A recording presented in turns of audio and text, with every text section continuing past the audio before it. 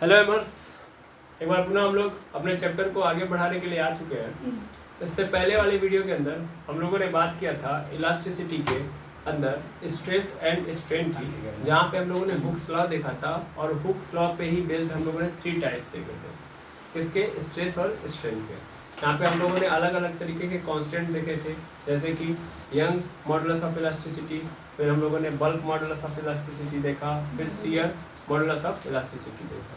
ठीक है, तो हम लोगों ने 3 देखे थे और उनके बारे में अच्छे से पढ़ा भी था। उसी हुक्स लॉ पे बेस्ड हमारे पास एक और कॉन्सेप्ट आता है जिसका नाम है स्प्रिंग।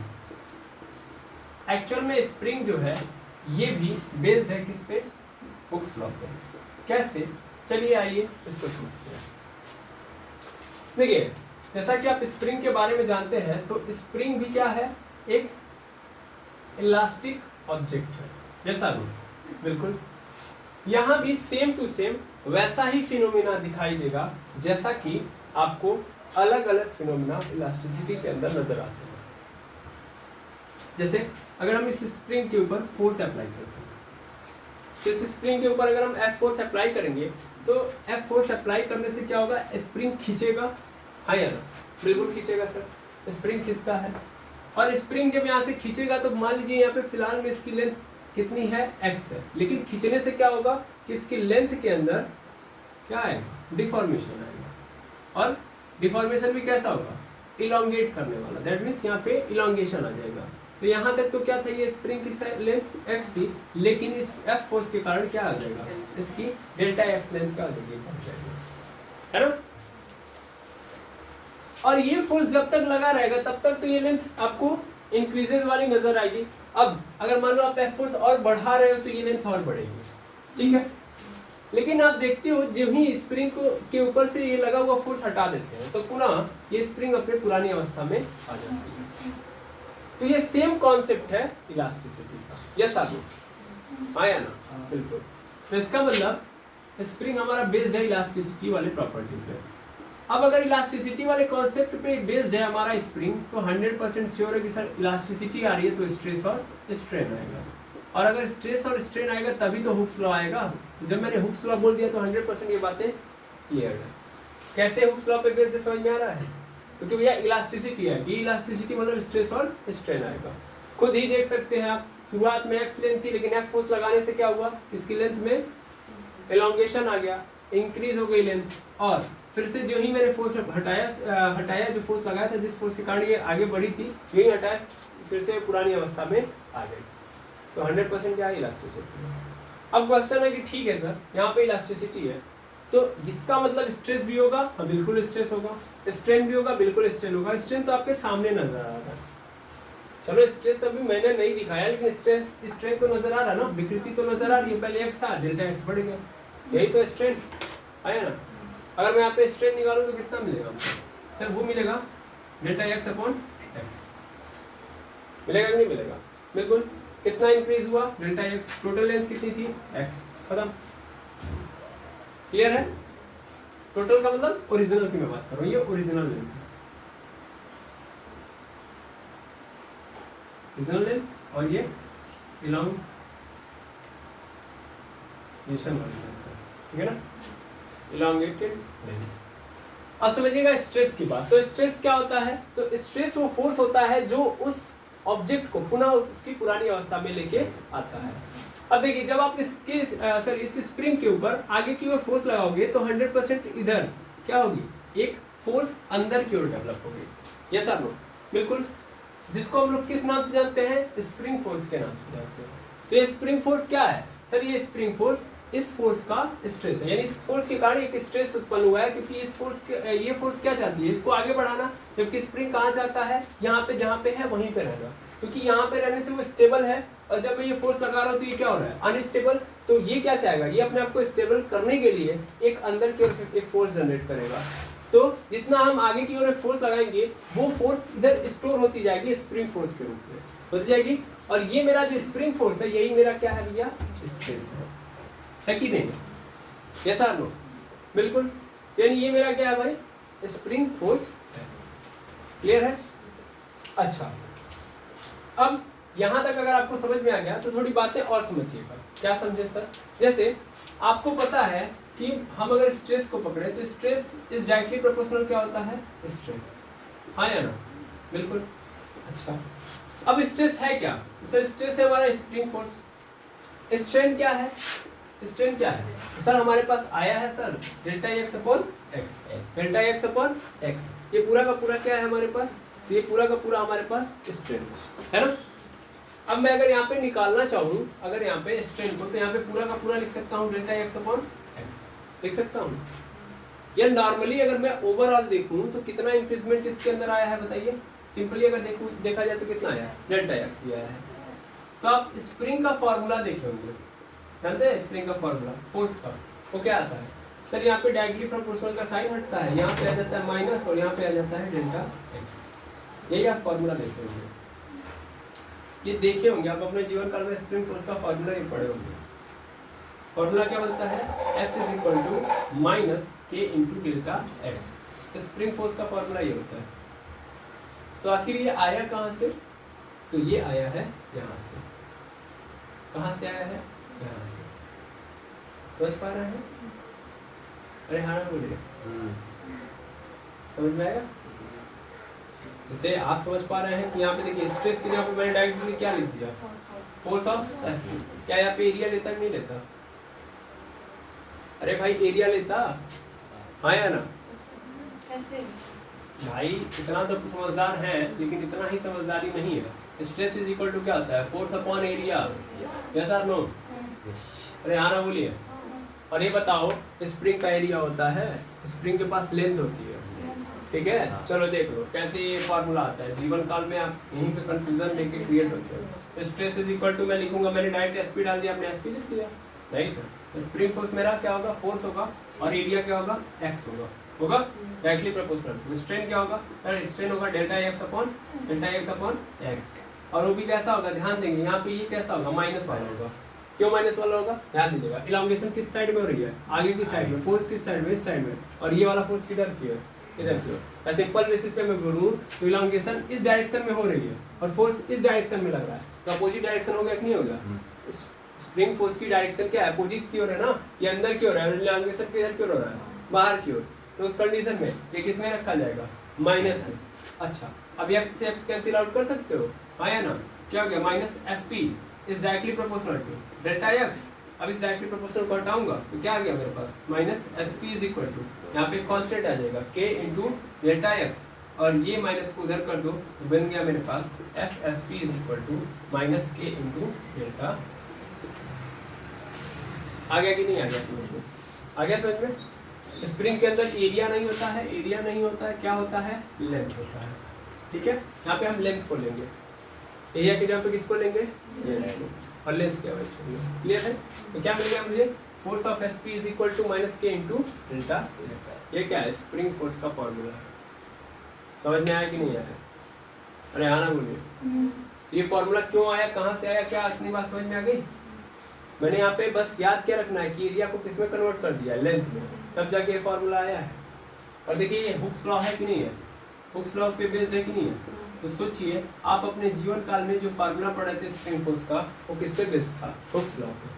लेकिन आज तक आपको पता ही नहीं चला, है ना? क्योंकि आज तक आप जो स्प्रिंग फोर्स से पहले पढ़ते आए हुए फोर्स इज इक्वल टू क्या होता था? एम में होता था। तो हम देख रहे थे सर ना यहाँ पे एम नजर आ रहा ना ही ए नजर आ रहा है, दोनों चीजें नजर नहीं आ रही हैं। ये क्या है? जीवन भर आप क्वेश्चन आंसर करते आएंगे अपने आप से, है ना? लेकिन आज देखिए इसका आंसर हमको नजर आया कहाँ से? हुक्स लॉ से। तो स्प्रिंग फोर्स का फॉर्मूला ये होता है। क्लियर है? अब के क्या है इसमें? तो सिर्फ सर सीधा सीधा मतलब है के क्या है? स्प्रिंग कांस्टेंट है।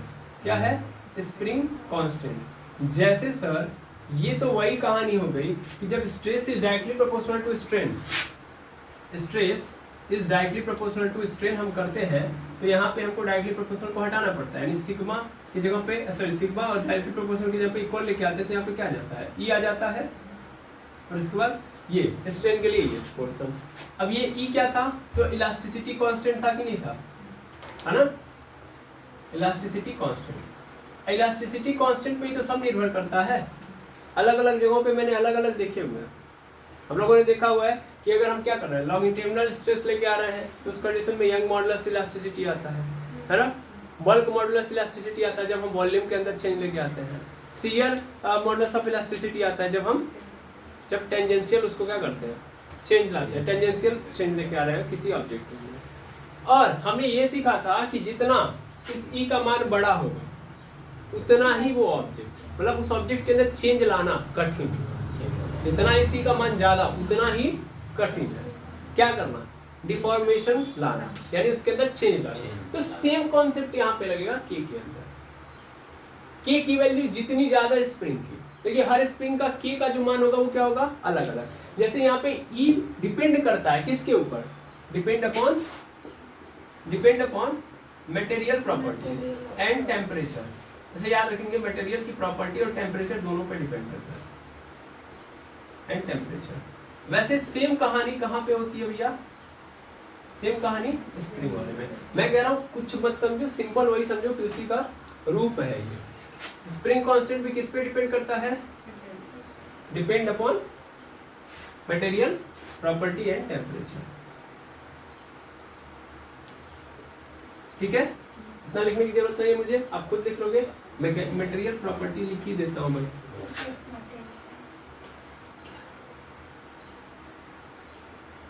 Material property and properties and temperature. ठीक है, यस और नो। अब मान लेता हूं कि किसी स्प्रिंग को मैंने पकड़ा, उसका के की वैल्यू क्या है, ज्यादा है, तो इसका मतलब क्या हुआ, इसका मतलब उसको खींचना उतना ही कठिन। समझ में आ रहा है, सेम फिनोमेना, जिसका ई ज्यादा उसको डिफॉर्म करना उतना ही कठिन। वैसे ही जैसा कि जिस स्प्रिंग का के ज्यादा उसके अंदर डिफॉर्मेशन, मतलब उसको खींच के उसकी लेंथ बढ़ाना उतना ही क्या होगा, कठिन है। ठीक है, अगर इतनी बात आपके मन में आ गई, यानी दिमाग में आ चुकी है, तो आप नेक्स्ट पोर्शन पे जा सकते हैं। क्लियर है। अभी स्प्रिंग फोर्स आपको पकड़ना पड़ेगा, क्योंकि देखिए हुक्स लॉ से ही हम चल रहे हैं। हुक्स लॉ इसके पहले वीडियो के अंदर भी बात की गई थी और हुक्स लॉ की बात इस वीडियो के अंदर भी की जाएगी, लेकिन स्प्रिंग के पर्पज से इस वीडियो के अंदर हम चल रहे हैं। ठीक है, बस पूरी कहानी किसके ऊपर बेस्ड है, स्प्रिंग के ऊपर। क्योंकि हमने देखा है कि जो इलास्टिसिटी, क्यों आखिर हम स्प्रिंग को यहाँ पे लेके आए, क्योंकि एक्चुअल में स्प्रिंग के अंदर वो जो इलास्टिसिटी की प्रॉपर्टी है ना, वो बहुत क्रिस्टल क्लियर है। जिस इलास्टिसिटी का डेफिनेशन आप देते हो कि भैया फोर्स लगाओ डिफॉर्मेशन आ जाए, फोर्स हटा दो डिफॉर्मेशन खत्म, तो वो प्योरली और क्लियरली आपको कहाँ नजर आएगा, स्प्रिंग के अंदर। तो अगर हम बोले कि इलास्टिसिटी का बेस्ट एग्जांपल कहाँ पे देखने के लिए मिलेगा, तो वो है स्प्रिंग। और इसीलिए हम लोग कहाँ बात कर रहे हैं, किसकी बात कर रहे हैं, स्प्रिंग की बात कर रहे हैं। और स्वयं सोचिए कि स्प्रिंग का फॉर्मूला तक कहाँ से आता है, फोर्स तक डिराइव होता है हुक्स लॉ से, जिस हुक्स लॉ को हम कहाँ यूज करते हैं, इलास्टिसिटी के लिए। तो आई होप आपको फील आ गया होगा कि इलास्टिसिटी का बेस्ट एग्जांपल क्या है, स्प्रिंग। यानी स्प्रिंग ही आपको ये चैप्टर अच्छे से एक्सप्लेन कर रहा होगा। क्लियर है, ऐसा नो। अब आगे बढ़ा जाए। अब आगे कहाँ बढ़े सर, तो आगे देखिए क्या होगा। पहले आप इतना लिख लीजिए, इतना लिख लिए होंगे आप लोग। चलिए आगे समझते हैं हम लोग। अगर हम बात करें स्प्रिंग की, जैसे मान लीजिए हमारे पास एक ऑब्जेक्ट है, मैं सिंपल बोल लेता हूँ, एक स्प्रिंग है हमारे पास। सपोज कर लेते हैं कि एक स्प्रिंग है और इस स्प्रिंग को इस साइड F फोर्स से खींचा जा रहा है, मतलब F1 फोर्स से, और इधर F2 फोर्स से। स्प्रिंग एक ही है, लेकिन दोनों सिरों को अलग अलग फोर्सेस से क्या किया जा रहा है, खींचा जा रहा है। तो सपोज कर लो अगर मैं F1 फोर्स लगा के अगर इधर खींचूंगा तो इधर इलोंगेशन होगा, बिल्कुल होगा। मान लेता हूँ इधर कितना हो रहा है, x1, और अगर इधर खींच रहा हूँ तो मान लेता हूँ कितना हो रहा है, x2 हो रहा है। तो अगर मैं स्प्रिंग फोर्स डिराइव करूँ तो क्या आएगा, स्प्रिंग फोर्स डिराइव करूँ तो क्या आएगा बताइए। तो सर स्प्रिंग फोर्स डिराइव करेंगे तो आप आएगा -k, और फिर क्या आता है, डेल्टा x, यही आता है ना, मतलब डेल्टा x ऐसे लिखते हैं हम लोग। तो डेल्टा x क्या होता है सर, डेल्टा x मतलब change in length of spring. Spring की लेंथ में कितना चेंज आया है, अब एक बात बताओ, शुरुआती दौर में मैं मान लेता हूँ कि स्प्रिंग कितना था, पहले x था, लेकिन जब F1 फोर्स लगा तो इस डायरेक्शन में कितना बड़ा है, x1, और जब x2 फोर्स लगा तो किधर, सॉरी F2 फोर्स लगा तो इधर की डायरेक्शन में कितना बड़ा है, x2। तो टोटल चेंज कितना आया सर, इधर x1 बढ़ गया, इधर x2 बढ़ गया, तो मतलब इधर x1 और x2 दोनों मिला लो तो पता चल जाएगा टोटल चेंज कितना आया है। यही तो चेंज है। यानी पहले मान लेता हूँ कि 5 मीटर की लेंथ थी, इधर 2 मीटर खिसक गया और इधर 1 मीटर खिसक गया, तो टोटल चेंज कितना है, 5 मीटर तो पहले था ही, अब कितना एक्स्ट्रा हो चुका है, तो 2 इधर और 1 इधर, ये टोटल 3 मीटर। यानी कितना चेंज आया इन दोनों फोर्सेस के कारण, 3 मीटर। कैसे पता चला, तो सर इसको और इसको मैंने क्या कर दिया, जोड़ दिया। तो इसका मतलब यहाँ पे स्प्रिंग फोर्स क्या होगा, स्प्रिंग फोर्स होगा सर माइनस के x1 प्लस x2, ऐसा लो। तो स्प्रिंग फोर्स यहाँ से हम डिराइव कर लेंगे, कब, जब दोनों साइड से फोर्स कर रहा हूँ तब। क्लियर है। अब कुछ और कॉन्सेप्ट देखे जाए, जैसे स्प्रिंग को हम लोग आगे जाके जानते हैं किससे समझ करने वाले हैं, आगे जाके हम समझ करने वाले हैं टेंशन फोर्स से, क्योंकि स्प्रिंग फोर्स लाइक अ टेंशन फोर्स। कैसे ये आपको समझ में आएगा। जैसे यहाँ पे भी मैं एक एग्जांपल के थ्रू आपको समझाऊंगा, धीरे धीरे आपको धीरे धीरे चीजें समझ में आएंगी। सपोज कर लीजिए कि यहाँ पे कोई बॉडी है और इस बॉडी से स्प्रिंग लटका हुआ है, ठीक है, और इस स्प्रिंग से मैंने m मास का ऑब्जेक्ट रख दिया, लगा दिया। इसकी नॉर्मल लेंथ क्या थी भैया, पहले x थी, क्या थी, x, ठीक है। लेकिन m मास जब लटका दोगे तो इस m मास के ऊपर क्या लगने लगेगा, ग्रेविटेशनल फोर्स लगने लगेगा। ग्रेविटेशनल फोर्स कितना लगेगा सर, m इंटू जी, mg लगने लगेगा, और इस mg के कारण इसकी जो लेंथ होगी वो इलॉन्गेट कर जाएगी, नहीं कर जाएगी, हाँ या ना, बिल्कुल। तो यहाँ पे ये आ गया। तो क्या हुआ सर, पहले x था, लेकिन अभी क्या हो गया, डेल्टा x क्या हो गया, फिर से बढ़ गया, थोड़ा सा चेंज आ गया। तो अब मैं आपसे क्वेश्चन पूछूंगा, ये बताइए कि फोर्स कितना होगा, मतलब क्या यहाँ पे आप एक क्वेश्चन बनाओगे, सिंपल वही काम करेंगे सर। मुझे पता है FSP क्या होता है sir, FSP is equal to होता है माइनस के, क्या होता है सर, डेल्टा x, जितना चेंज आया उसको लिख दो। लेकिन यहाँ पे FSP किसके बराबर होगा, ये जो FSP है वो किसके बराबर होगा सर, वो mg के बराबर होगा। यहाँ पे स्प्रिंग फोर्स होगा किसके बराबर, सिंपल मतलब समझो, हमको ये पता है ना भैया कि FSP इज इक्वल टू वो जो एक्सटर्नल फोर्स है वही ना, नहीं समझे सर, अरे टेंशन कहाँ ले रहे हो। जैसे कि इलास्टिसिटी के अंदर हम लोगों ने देखा हुआ है कि भैया स्ट्रेस क्या होता है, स्ट्रेस वही उतना ही उत्पन्न एक ऑब्जेक्ट के अंदर होगा जितना एक्सटर्नल फोर्स लगेगा, यानी जितना डिफॉर्मेशन फोर्स लगेगा। डिफॉर्मिंग फोर्स बोलते हैं ना, ऐसा फोर्स जो किसी बॉडी के अंदर मोशन नहीं लेके आता है, एक्चुअल में डिफॉर्मेशन लेके आता है, तो उसको हम लोग एक्सटर्नल फोर्स नहीं बोलते, हम लोग डिफॉर्मिंग फोर्स बोलते हैं, है ना। अब जितना मैं एक ऑब्जेक्ट को खींचूंगा, मैं खींचूंगा, उतना ही ऑब्जेक्ट खींचेगा। अब मैं खींच रहा हूं तो जो मैं क्या कर रहा हूं, उसके शेप के अंदर चेंज ला रहा हूं, तो इसका मतलब मैं जो फोर्स अप्लाई कर रहा हूं उसके ऊपर वो डिफॉर्मिंग फोर्स है, और मेरे इस फोर्स लगाने के कारण ही उसके अंदर क्या आ रहा है, स्प्रिंग फोर्स उत्पन्न हो रहा है। क्या उसके पहले स्प्रिंग फोर्स था, अगर स्प्रिंग फोर्स उसके पहले होता तो स्प्रिंग और दबती ना, लेकिन ये दबेगी कहाँ, ये तो नहीं दब रही थी जब तक मैंने इसके ऊपर m मास का ऑब्जेक्ट नहीं लटकाया। उसके पहले स्प्रिंग नॉर्मल अवस्था में चुपचाप बैठा हुआ था, ना ये अंदर जा रहा था ना बाहर, लेकिन जो ही मैंने इसको लटकाया तो मुझे क्या नजर आ रहा है, इस mg के कारण ये इधर की ओर जा रहा है, तो इसी कारण इधर ऊपर की ओर इसके अंदर एक फोर्स स्टोर होना स्टार्ट हो गई, और जो ही मैंने इस m को हटा दिया तो ही पूरा पुरानी अवस्था में चली गई। तो इसका मतलब कोई फोर्स रहा होगा तब ना, तो फोर्स कौन था, स्प्रिंग फोर्स था। तो स्प्रिंग फोर्स जनरेट क्यों हुआ, क्योंकि हमने खींचा। हम एक रबड़ को जब खींच रहे हैं तो उसके क्या हो रहा है कि जो ही छोड़ेंगे तुरंत तो पुरानी अवस्था में चला जा रहा है, इसका मतलब कोई फोर्स उसको फिर से लेके आ गया ना अपनी पुरानी अवस्था में। लेकिन उसके पहले वो फोर्स था क्या, जब हमने लगाया, जब हमने नहीं खींचा तब तक वो ऐसी ही अवस्था में था, नॉर्मल जैसे रहना चाहिए वैसे ही रह रहा था, लेकिन जब हमने खींचना स्टार्ट किया तब उसके अंदर फोर्स आना स्टार्ट हुआ।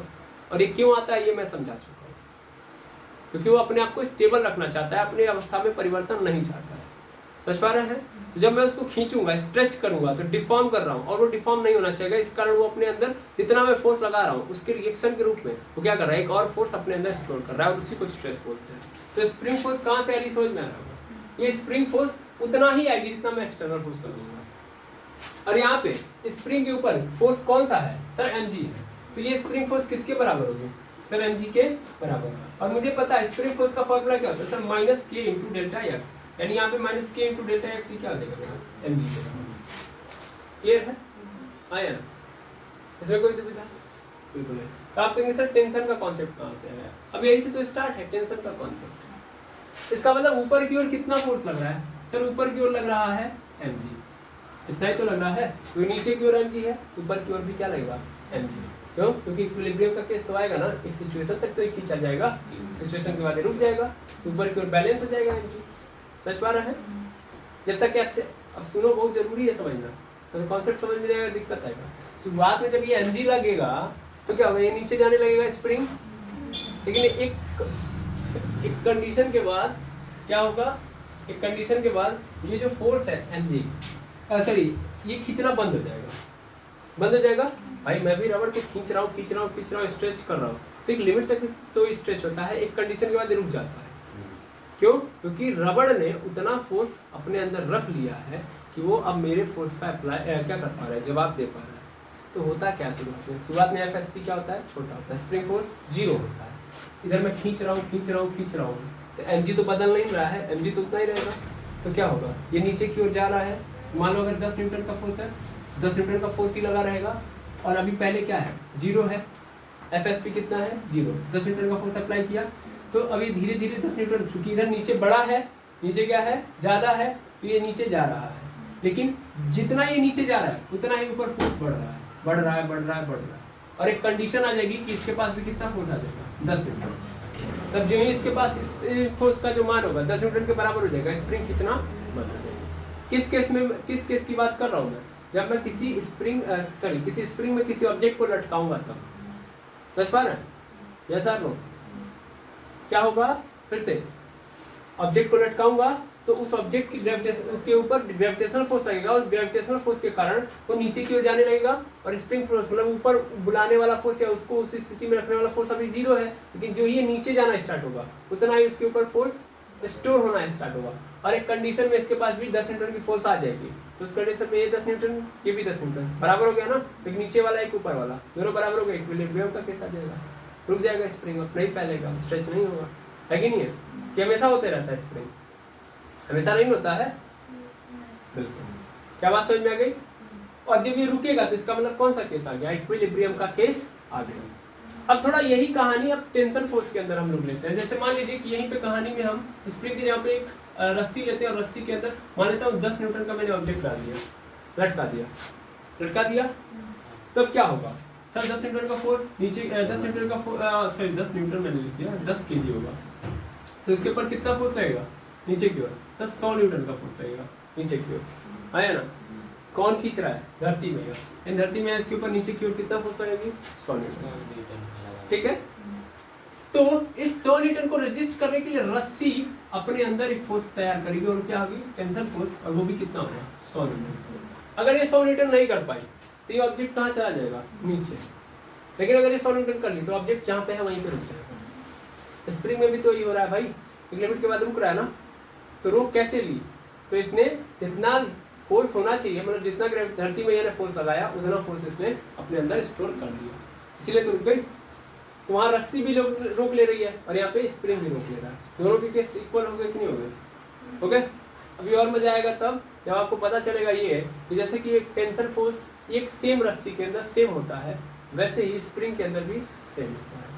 ठीक है, तो आई होप ये दोनों बातें समझ में आ गई होगी। क्या समझाया अभी तक, समझ में आ रहा होगा, है ना? कि जब किसी ऑब्जेक्ट को मैं लटकाता हूँ तो कहानी वैसे ही चलती है जैसे चलनी चाहिए। हाँ, ध्यान देंगे कि यहाँ पे डिफॉर्मेशन नहीं आएगा, कि रस्सी तुरंत टेंशन फोर्स जो सॉरी यहाँ पे रस्सी के अंदर जो टेंशन फोर्स है वो तुरंत क्या कर लेगा, ग्रेविटेशनल फोर्स के बराबर कर लेगा, लेकिन यहाँ पे तुरंत नहीं करेगा, यहाँ पे पहले डिफॉर्म होगा, धीरे धीरे इसके अंदर स्टोर होना स्टार्ट हो जाएगा। लेकिन जब स्टोर हो गया उतना एनर्जी ग्रेविटेशनल फोर्स जितना पहले था तो फिर रुक जाएगा। क्लियर है? अगर इतनी बात समझ में आ गई, सबसे पहले यहाँ तक के कॉन्सेप्ट को पकड़ेंगे, फिर हम नेक्स्ट क्वेश्चन के थ्रू समझा रहे हैं। चलिए नेक्स्ट क्वेश्चन पे आते हैं। नेक्स्ट क्वेश्चन हमारे पास है, और देखिए टेंशन से कैसे ये टेंशन रिप्लेस होता है। ठीक है, कैसे रिप्लेस होगा ये टेंशन स्प्रिंग से? देखिए मैं क्या करता हूँ, सिंपली एक पुली लेता हूँ, जैसे पुली आप देखे भी होंगे, ऐसे से रस्सी को ऐसे बांध देता हूँ और रस्सी से दो ब्लॉक लेता हूँ, एक लेता हूँ m मास का और दूसरा लेता हूँ 3m मास का, ठीक है, एक m मास का और दूसरा 3m मास का। अब मैं ये मानता हूँ कि भाई ध्यान से समझना है, आपको पता है, अच्छा ध्यान से समझिएगा कि ये 3m मास का ऑब्जेक्ट है तो इसके ऊपर जो फोर्स लग रहा होगा वो 3mg लग रहा होगा, इसके ऊपर mg। आपको ये भी दिख रहा है कि देखिए पहली बात तो ये दोनों ऑब्जेक्ट एक ही रस्सी से बांधे गए हैं तो इनके अंदर जो टेंशन होने वाला है वो क्या होने वाला है, सेम। ये तो पता है इतना, बिल्कुल सर, सेम स्ट्रिंग के अंदर सेम, ठीक है। अब थोड़ा सा फील करिए, इधर मास ज्यादा है, इधर 3 गुना है और इधर क्या है, कम, तो इधर जो फोर्स लग रहा होगा और इधर जो फोर्स लग रहा होगा, इन दोनों में ये वाला फोर्स बड़ा होगा ना, ये वाला फोर्स बड़ा होगा तो ये नीचे खींचेगा ना, जब ये नीचे खींचेगा ये एक्सीलरेशन से नीचे जाएगा ना, बिल्कुल। अगर ये एक्सीलरेशन से नीचे जाएगा ये ऊपर जाएगा ना, है ना, इसका मतलब यहाँ पे टेंशन छोटा हो गया, mg यहाँ पे, सॉरी mg छोटा हो गया, टेंशन बड़ा हो गया ना यहाँ पे, क्योंकि यहाँ पे टेंशन छोटा हो गया, mg बड़ा हो गया ना, है ना। इस ब्लॉक के ऊपर अगर टोटल फोर्स देखें तो कैसे पता चलेगा, सर मुझे क्या करना पड़ेगा, मुझे इस टेंशन से mg को क्या करना पड़ेगा, माइनस करना पड़ेगा। सर क्या कह रहे हो, समझ नहीं पा रहे, कुछ नहीं कर रहे, कोई बात नहीं, हम बता रहे। दो मासेस थे, एक मास m दूसरा मास 3, इसके ऊपर 3 गुना mg फोर्स लगेगा, 3 गुना ग्रेविटेशनल फोर्स, क्योंकि इसका 3 गुना मास इधर है, एक ही रस्सी से बांधे हुए, इधर भारी है इधर कम है, तो भारी वाला नीचे सरकाएगा नहीं, कर सरकाएगा, नीचे सरकाएगा, ये एक्सीलरेशन नीचे की ओर होगा ना, ये कहना चाह रहा हूँ मैं, रेहाना बोल दीजिए, ठीक। ये नीचे की ओर जाएगा, अच्छा नीचे की ओर जाएगा, इसका मतलब इसका टेंशन इसको नहीं रोक पा रहा है ना, इसका मतलब ये बड़ा है ये छोटा है, तो अगर मैं इस ऑब्जेक्ट के ऊपर देखूं टोटल फोर्स कितना लगेगा, तो सर टोटल फोर्स तो ये सबसे बड़ा फोर्स है 3mg माइनस क्या होगा, ऊपर की ओर कितना फोर्स पड़ रहा है 30, और घटाने के बाद मुझे मिलेगा इसका ma मतलब 3ma, भाई ब्लॉक का मास क्या है 3ma है ना, तो 3ma होगा ना, तो टोटल फोर्स कितना इसके ऊपर लगेगा 3ma। जब मैं इसमें घटा दूंगा तब मुझे पता चलेगा टोटल फोर्स इसके ऊपर कितना लगा हुआ है। क्लियर है, रेहाना बोलिए अब। बिल्कुल सर। ऐसे ही अगर मैं इस वाले ब्लॉक के ऊपर देखूं m मास वाले ऑब्जेक्ट के ऊपर, तो क्या होगा सर, यहाँ पे ये कहाँ जा रहा होगा, ऊपर की ओर, क्योंकि ये नीचे की ओर जा रहा है तो ये 100% ऊपर की ओर जाएगा, रस्सी एक ही है, पुली एक ही है, ये ऊपर की ओर सरकेगा, ऊपर की ओर सरकेगा, इसका मतलब टेंशन बड़ा है ना, mg छोटा है ना, तभी तो टेंशन ऊपर की ओर लेके जा पा रहा है, इसका मतलब यहाँ पे टेंशन बड़ा है, mg क्या है छोटा है, mg नीचे की ओर है, टेंशन ऊपर की ओर, इसमें माइनस करूंगा तो मैं देखूंगा इसके ऊपर कितना फोर्स लग रहा है, तो इसके ऊपर लगेगा m। आया ना। अब ये इक्वेशन नंबर 1, ये इक्वेशन नंबर 2 ले लिया मैंने, अरे हाँ ना बोलिए, दो सर, ठीक। अब यहाँ पे ले लिया मैंने, अब मैं इसको सॉल्व करूंगा, कैसे सॉल्व होगा, तो मैं इसको ऐड कर देता हूँ, मैं इसको क्या कर देता हूँ, ऐड कर देता हूँ, तो ऐड करूंगा तो t से t कैंसिल हो जाएगा, यहाँ पे ऐड करूंगा तो 4m में हो जाएगा, है ना, बिल्कुल हो जाएगा, इज इक्वल टू इधर कितना हो जाएगा भाई, तो देखिएगा 3mg में से 1mg चला जाएगा, कितना हो जाएगा 2mg हो जाएगा। अच्छा मुझे अगर a का मान अगर यहाँ से चाहिए तो इसको इसके नीचे भेज दूंगा, तो क्या हो जाएगा 2mg upon 4m is equal to a, that implies a is equal to कितना हो जाएगा, m से m कैंसिल हो गया, 2 जा 2 2 2 जा 4, यानी a इज इक्वल टू क्या हो गया g/2। इतना ग्रेविटेशनल फोर्स है उसका आधा, लग रहा होगा। इससे क्या निकाल लिया सर, इससे हमको कुछ निकला नहीं है, लेकिन हमने एक कॉन्सेप्ट समझा हुआ है, अब वो कॉन्सेप्ट यहीं पे था। अभी कैसे, अभी आपको आगे फील होगा। जैसे अभी हम लोगों ने जस्ट देखा, क्या देखा, ये था हमारा ऐसे करके स्थिति स्प्रिंग की, और यहाँ पे था हमारा मैंने एक सेम में स्ट्रिंग को लिया था, यहाँ पे स्ट्रिंग, यहाँ पे स्प्रिंग, ये क्या आपका स्प्रिंग और ये क्या है आपका स्ट्रिंग, स्ट्रिंग मतलब रस्सी, और यहाँ पे स्प्रिंग को लिया, सेम ऑब्जेक्ट डाला, यहाँ भी सेम ऑब्जेक्ट को डाला, तो यहाँ वाले में कहानी क्या बनी कि यहाँ वाले पे ऑब्जेक्ट नहीं नीचे और ऊपर जाएगा, यहाँ पे इक्विलिब्रियम के केस में रहेगा, सिंगल वाले केस में रहेगा, अरे हाँ ना बोलिए, और यहाँ पे क्या रहेगा, यहाँ पे इक्विलिब्रियम के केस में कुछ देर बाद आएगा, तुरंत नहीं आएगा, ऐसा लो कुछ देर बाद आएगा। तो यहाँ पे जो टेंशन फोर्स होगा वो किसके बराबर होगा, mg के बराबर, क्योंकि शुरुआती दौर में ही इक्विलिब्रियम में है ये, लेकिन यहाँ पे कुछ देर बाद आएगा, कब आएगा, जब मेरा x डेल्टा x चेंज आएगा, है ना, तो उस कंडीशन में यहाँ पे जो लगने वाला फोर्स है FSP, ये FSP किसके बराबर होगा सर, FSP बराबर होगा mg के, और FSP की वैल्यू होगी प्रॉपर क्या होगी, अरे भाई समझिए ध्यान से, जब इस m ऑब्जेक्ट से मैं को लटका दूंगा तो नीचे की ओर सरकेगा तो डेल्टा x लेके आएगा ना, चेंज लेके आएगा।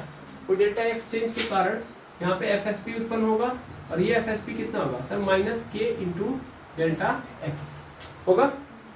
और ये कुछ देर बाद FSP किस में कन्वर्ट हो जाएगा, इतना करने के बाद यानी डेल्टा x चेंज लाने के बाद ये रुक जाएगा। तो इसका मतलब क्या हुआ, इसने इसको बैलेंस कर लिया ना, इस mg को जो नीचे खींच रहा था उसको इसको बैलेंस कर लिया। इसका मतलब FSP मेरा किसके बराबर हो जाएगा, FSP किसके बराबर हो जाएगा mg के। कब बराबर होगा, जब ये डेल्टा x चेंज ला देगा तब। इसका मतलब FSP की जगह पर मैं डाल सकता हूँ तो minus k into delta x is equal to mg लिख सकता हूँ, नहीं लिख सकता हूँ आया। अब मैं यहाँ से उत्पन्न कर रहा हूँ इन चीजों को कि अगर मैं डेल्टा x निकालना चाहूँ तो मुझे कितना मिलेगा, delta x is equal to क्या आ जाएगा mg अपॉन k, वो भी माइनस में, ठीक है ऐसा मिल जाएगा। mg की जगह पर टेंशन भी तो लिख सकते थे है ना, लिख सकते हैं delta x is equal to क्या आ जाएगा मुझे माइनस t अपॉन मिल जाएगा। टेंशन से भी हम रिलेशन निकाल लेंगे। अभी भी नहीं समझ में आया, अभी आपको फील नहीं आया है ना, फील कहाँ से लेके आऊँ मैं, इसी चीज को स्प्रिंग से रिप्लेस कर दो बस आ जाएगा फील। इसी चीज को किससे रिप्लेस कर दो, स्प्रिंग से। मैंने वहां पे चीजें दिखा दी आपको, अभी यहाँ पे देखो कैसे चीजें एक साथ आएंगी। मैं यहाँ पे मिटा दूं, मिटा देता हूँ, इसको मिटा रहे हो इस रस्सी को, इसके जगह पे मैं किसको लगा रहा हूँ, इसको लगा दिया। अब यहाँ भी लगा दूंगा भाई, बाकी सब चीजें चेंज सेम रहेगी, बस मैंने क्या किया ऐसे, ठीक है। अब थोड़ा सा फील करना, इसको मैं यहाँ से हटा रहा हूँ, ध्यान से समझो।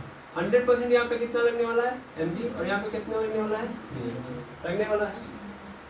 अब यहाँ पे एज्यूम कर लो कि यहाँ पे इक्विलिब्रियम का केस आ चुका है, इक्विलिब्रियम का केस आ चुका है, इक्विलिब्रियम का केस आ चुका है। मतलब जितना इसको फैलना चाहिए, जितना इसको फैलना चाहिए, डेल्टा x आना चाहिए ना एक्सपेंशन, डेल्टा x के बाद ये क्या कर लेगा, अब ये नहीं जाएगा ना ऊपर जाएगा ना नीचे मोशन होगा। तो इस कंडीशन में मैं ये मान लूंगा कि वो केस हो चुका है। यानी आपने क्या किया, स्प्रिंग लिया, तो स्प्रिंग से पहले ऑब्जेक्ट को बांधा, तो ऑब्जेक्ट को जितना नीचे जाना था वो जा चुका है, अब आपने बांधा हुआ है इसको। तो आपने क्या किया, ध्यान से समझना, मैंने इस इधर क्या किया, m मास के ऑब्जेक्ट को उस स्प्रिंग से बांधा, फिर इस स्प्रिंग को लाए इस इंट पे, फिर 3m से बांध दिया। अब बांधने के बाद ये भी जितना नीचे जाना था जा चुका है। अब क्या होगा, अब मैं इसको इस पुली के ऊपर रख दूं तो सेम कहानी बनेगी कि नहीं बनेगी। अब ये स्प्रिंग कन्वर्ट हो चुका है रस्सी के अंदर, जैसा रस्सी के अंदर कहानी उत्पन्न होगी वैसे सेम कहानी यहाँ पे उत्पन्न होगी। फील करो, एक बार एज्यूम कर लो, एक बार एज्यूम मेरे पास ऐसे स्प्रिंग है नहीं तो मैं आपको बता देता हूँ।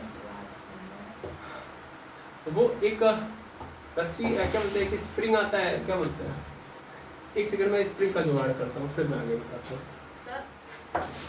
सर वो हटा दीजिए। तो देखिएगा ये यहाँ पे हमारे पास एक स्प्रिंग है, स्प्रिंग को देख पा रहे होंगे, किसी तरह से मिला है ये। कई लोगों को अपने अपने घर जाना पड़ा है, तब जाके वहाँ पे पर्दा वगैरह लगा था, वहाँ से निकाल के लाना पड़ा पूरा। तो देख पा रहे होंगे ये स्प्रिंग आप लोग जीवन काल में अपने देख रहे होंगे। सेम कहानी मैंने यहाँ पे स्प्रिंग को यहाँ पे डाल दिया, ठीक है। वो तो देख रहे हैं फोर्स, इतना फोर्स से मोशन होते ही रह रहा है, होते ही रह रहा है, होते ही रह रहा है। देखिए गुड, अभी रुका है। अब देखिए यहाँ पे मैंने इसको रख दिया, वो फोर यहाँ पे मैंने रख दिया, सेम कहानी है। मैंने यहाँ पे m को रखा है, यहाँ पे 3m को रखा है। मैंने बोला था कि भैया ये स्टैटिक कंडीशन में आ चुका है, स्टैटिक इक्विलिब्रियम का केस चल रहा है।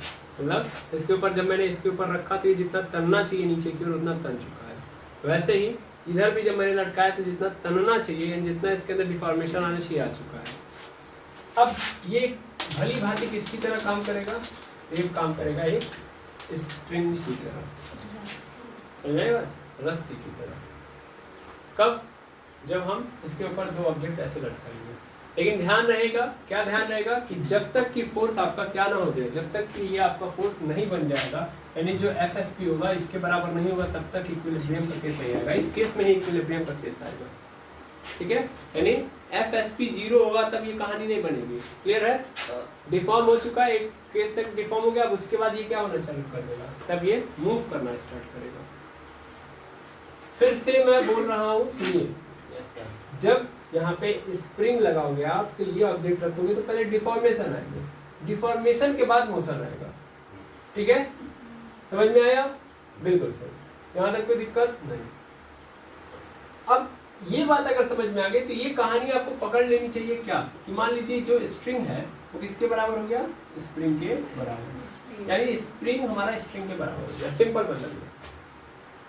तो अगर आपसे कोई बोल दे, मैं जो समझाना चाहता हूँ, जो फील कराना चाहता हूँ, वो क्या कराना चाहता हूँ, तो मैं ये कराना चाहता हूँ कि स्प्रिंग स्ट्रिंग की तरह काम करता है। जैसे वहां पे टेंशन उत्पन्न होता है वैसे यहाँ पे स्प्रिंग फोर्स उत्पन्न होता है, और ये स्प्रिंग फोर्स टेंशन फोर्स के क्या होता है, बराबर होता है। मैंने यहीं पे लिखा हुआ है, ठीक है, यहाँ पे FSP इज इक्वल टू, यहाँ पे लिखा है FSP is equal to mg, और मैं यहाँ पे अब लिख देता हूँ FSP is equal to tension. ठीक है, FSP is equal to tension, spring work like string, इतना याद रखना है, इस पूरे का अर्थ ये है। और अभी आपको फील और आएगा जब मैं एक और एग्जांपल दूंगा, स्प्रिंग वर्क लाइक स्ट्रिंग। ठीक है, लेकिन केस क्या होना चाहिए, डिफॉर्मेशन कंप्लीट होना चाहिए। डिफॉर्मेशन हो गया होगा, ठीक है ना, यानी यहाँ पे याद रखेंगे FSP, में बार बार बोल रहा हूँ, इस बार फिर से समझ लीजिए, K इंटू डेल्टा एक्स के बराबर हो जाना चाहिए। ऐसा ना हो कि 0 है FSP, तब उस कंडीशन में नहीं हो पाएगा। ठीक है, ये FSP डेल्टा क्या बोलते हैं FSP तभी किसके बराबर होगा, टेंशन के, जब ये FSP की वैल्यू इतनी हो जाएगी। ठीक है, 10 बार बोल दिया, आपको समझ में आ चुका होगा, और ये फील भी कर लेंगे आप। यानी एक स्प्रिंग तभी आपको टेंशन की तरह काम करते हुए नजर आएगा, तभी रस्सी की तरह काम करते हुए नजर आएगा, जब इसके अंदर होने वाला जो डिफॉर्मेशन है वो कंप्लीट हो चुका होगा। अदरवाइज जब आप इसके ऊपर इस ऑब्जेक्ट को लटकाएंगे, 3M का जो ऑब्जेक्ट है इसको लटका देंगे आप, तो फिर क्या होगा, ये पहले डिफॉर्म होगा, मोशन नहीं होगा, पहले डिफॉर्म होगा, तब जाके मोशन स्टार्ट होगा। क्यों, क्योंकि तब टेंशन स्टार्ट होगा। ये पकड़ लीजिए, ले जाके इसमें फिर से पर्दा लगा के फिर से वहाँ पे डाल दीजिएगा, तो फिर मम्मी आपकी छोड़ेंगे आपको। ठीक है, अब चलिए एक साइड हम क्या कर लेते हैं, एक साइड यहाँ पे रस्सी लगा लेते हैं। चलिए दोनों साइड स्प्रिंग है तो कोई दिक्कत नहीं है, नहीं बिल्कुल नहीं दिक्कत है, हमको काम वैसे भी करना है, ऐसे भी करना है। अब मैं अगर मान लेता हूँ कि यहाँ पे अगर आपको क्या नजर आए, अगर मैं यहाँ पे स्प्रिंग फोर्स निकालूँ इस कंडीशन में, यहाँ पे स्प्रिंग फोर्स निकालूँ, तो ये FSP इस M को कंट्रोल कर रहा होगा, इस mg को कंट्रोल कर रहा होगा, यहाँ भी FSP होगा, ये भी क्या कर रहा होगा, 3M को कंट्रोल कर रहा होगा। लेकिन सीधी बात है कि जब ये डिफॉर्मेशन कंप्लीट हो चुका है तो यहाँ पे थोड़ा सा ध्यान देंगे और यहाँ पे ध्यान देंगे, दोनों में डिफरेंस आएगा ना। अभी थोड़ा थोड़ा फील करिए, एक ही बार पूरा फील कर लेंगे तो सब डिस्टर्ब हो जाएगा। यहाँ का जो FSP होगा ये इस mg को कंट्रोल कर पा रहा होगा, नहीं सर, जब ये FSP जब इसको इक्विलिब्रियम के केस में लेके जाओगे, समझो ध्यान से, अगर मान लो यहाँ भी है, ऐसे समझ लो यहाँ भी है, तब तो टेंशन है ही नहीं, तब इक्विलिब्रियम के केस में दोनों एक ही जगह पे एक बराबरी पे रहेंगे, ठीक है ना। लेकिन जो यहाँ पे 3M मास का ऑब्जेक्ट डाल दिए, तुरंत मोशन स्टार्ट हो जाएगा, एक्सीलरेशन तुरंत आ जाएगा, एक्सीलरेशन आएगा, इसका मतलब FSP इस mg को संभाल नहीं पा रहा। और क्या डिफॉर्मेशन आ रहा है, नहीं डिफॉर्मेशन नहीं आ रहा है, यहाँ पे क्या आ रहा है, एक्सीलरेशन के साथ मोशन भी आ रहा है। ठीक है, डिफॉर्म जितना होना था वो हो चुका है, तो फिर सेम कहानी बनेगी नहीं बनेगी यहाँ पे, ऐसा ना, इतने में कोई समस्या नहीं। चलिए एक एग्जांपल से यहाँ से मैं समझाता हूँ, मैं इन सभी बातों को मिटा देता हूँ, जो बातें आपको याद रखनी है वो समझा देता हूँ। ये बातें जैसे इसमें होती है वैसे इसमें भी होंगी, अब चाहिए तो कर लेंगे। अब देखिएगा ध्यान से और अच्छे से समझिएगा। विथ फीलिंग, जैसे कि मेरे पास यहाँ पे एक पुली है, तो इस पुली से इस साइड क्या लगा हुआ है, स्प्रिंग, और यहाँ पे एम मास से सेम कहानी को ले रहा हूँ मैं। इधर क्या है, रस्सी है, रस्सी लिया मैंने, ठीक है, और इधर कितना है आपका, मान लेता हूँ 3M ने इसको 2M कर देते हैं, ठीक है, दोगुना से। अब यहाँ पे क्या उत्पन्न होगा, FSP उत्पन्न होगा ऊपर की ओर, ठीक है, और इधर क्या होगा भाई, इधर क्यों टेंशन उत्पन्न होगा ऊपर की ओर, होगा। अच्छा, इस कंडीशन में पहले इस स्प्रिंग को पकड़े जहाँ पे स्प्रिंग लगा हुआ है, यहाँ पे क्या है, M मास का ऑब्जेक्ट है, तो नीचे की ओर क्या होगा, mg लगेगा, यहाँ पे ऊपर की ओर इसको बैलेंस करने के लिए कौन आएगा, FSP, तो FSP क्या हो जाएगा, mg के बराबर हो जाएगा। कब बराबर होगा, जब इस FSP की जो वैल्यू है वो कितनी हो जाएगी, K into delta x upon कुछ नहीं इज इक्वल टू mg, यानी इस FSP ये FSP mg के बराबर तब होगा जब minus K into delta x क्या हो जाएगा, जब mg के बराबर हो जाएगा। और हमने अभी क्या देखा है, हमने अभी देखा है कि यहाँ पे अगर मैं देखूँ यहाँ पे चूंकि मान लेते हैं कि अभी फिलहाल में ये 2m है, अगर ये m होता था यहाँ पे m होता था, यहाँ पे mg होता और यहाँ पे इस कंडीशन में टेंशन बराबर हो जाता mg। तो यहाँ पे हम लोग क्या लिख सकते थे, टेंशन भी लिख सकते थे, यानी यही कहानी पुनः मिला जुला के आ रही है जहाँ पे यहाँ पे कोई दिक्कत नहीं। अब थोड़ा सा समझिएगा, समझेंगे क्या उसको देखिए। जैसे यहाँ तक तो ठीक है, कोई दिक्कत नहीं है। यहाँ पे देखो FSP यहाँ पे जितना है उसको छोड़ दो, लेकिन अभी हमारा मास m तो नहीं है, 2m है। यहाँ पे टेंशन कितना होगा सर, टेंशन बराबर होगा 2mg होगा कि नहीं होगा, होगा 2mg के बराबर होगा। और अगर मैं इसको 2 को इधर भेज दूँ तो t/2 इज इक्वल टू क्या आ गया मेरे पास, mg हो गया। मैं इस चीज को यहाँ पे पुट कर सकता हूँ, जहाँ mg लिखा है वहाँ पे t/2 लिख सकता हूँ ना, हाँ या ना, बिल्कुल लिख सकता हूँ। यहाँ पे क्या हो जाएगा मेरे पास हो जाएगा minus K into delta x is equal to, यहाँ पे हो जाएगा t/2। डेल्टा एक्स की वैल्यू निकालना चाहूँ तो क्या मिल जाएगा मुझे, यहाँ पे मिल जाएगा delta x is equal to t/2 sorry delta x is equal to 2k, और भी किस में होगा माइनस में, मिल जाएगा। ये अभी जो समझाया समझ में है क्या हुआ, ये तो मैंने किसके एक और स्ट्रिंग रखा और एक और रस्सी।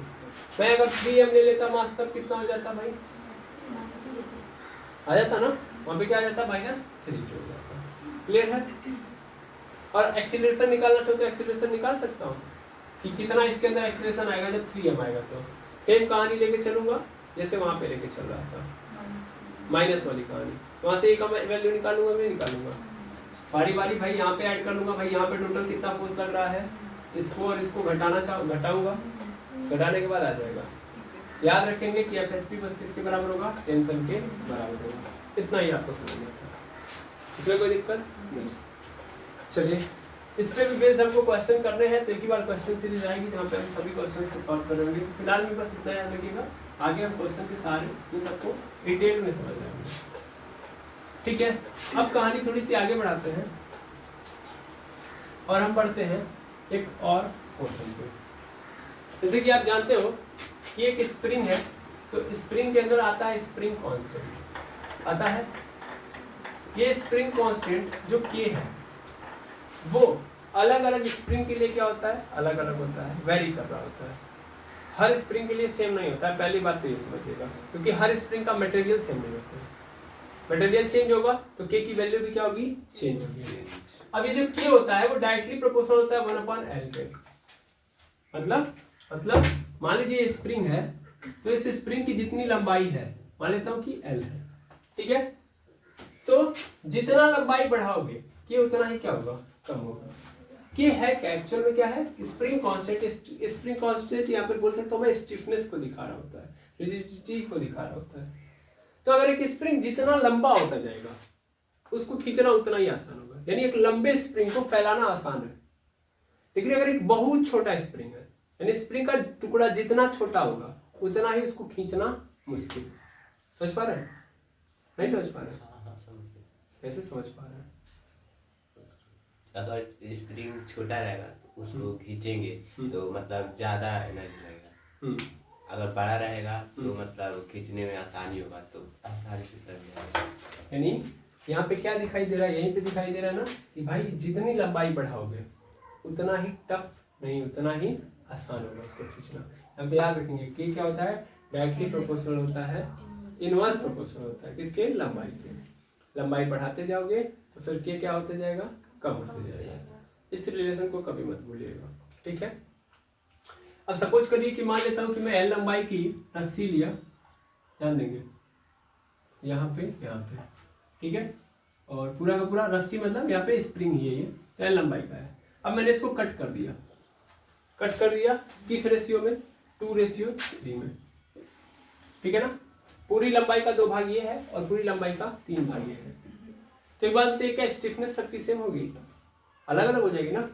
यहाँ पे स्टिफनेस कुछ और, यहाँ पे स्टिफनेस कुछ और, मतलब कि स्प्रिंग कांस्टेंट चेंज हो जाएगा क्योंकि लंबाई में क्या आ चुका है, चेंज।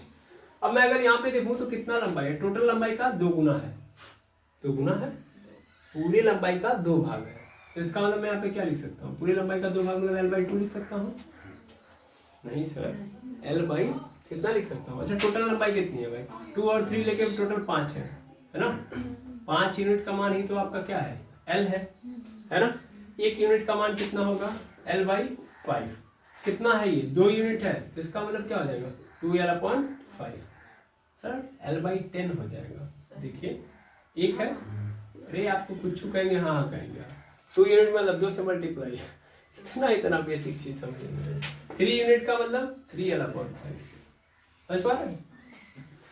ध्यान देंगे फिर से नहीं तो आप इसी में कंफ्यूज रह गए तो फिर जीवन बीत जाएगा आपका। फिर से देखिएगा, एक L लंबाई का वायर लिया मैंने, वायर मतलब स्प्रिंग लिया मैंने, 5:7 में डिवाइड कर दिया इसको, ठीक है।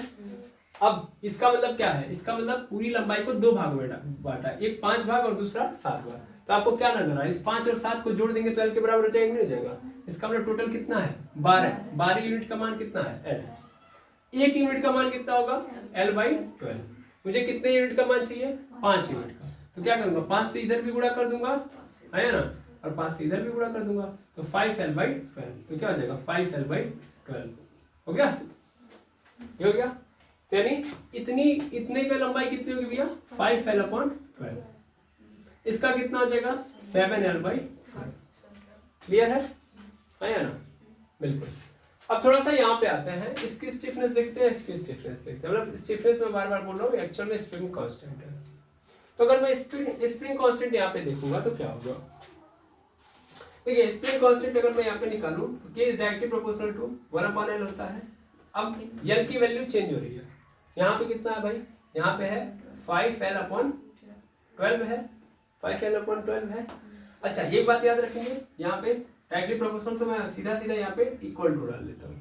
कांस्टेंट को ये आएगा, मैंने इसको 1 मान लिया, ठीक है। मैंने ये माना है कि K इज इक्वल टू कितना है? K इज इक्वल टू है मेरे पास 1/L, ये मान लिया है। यहाँ पे 1/L आएगा, इसका मतलब क्या है? K है, ठीक है।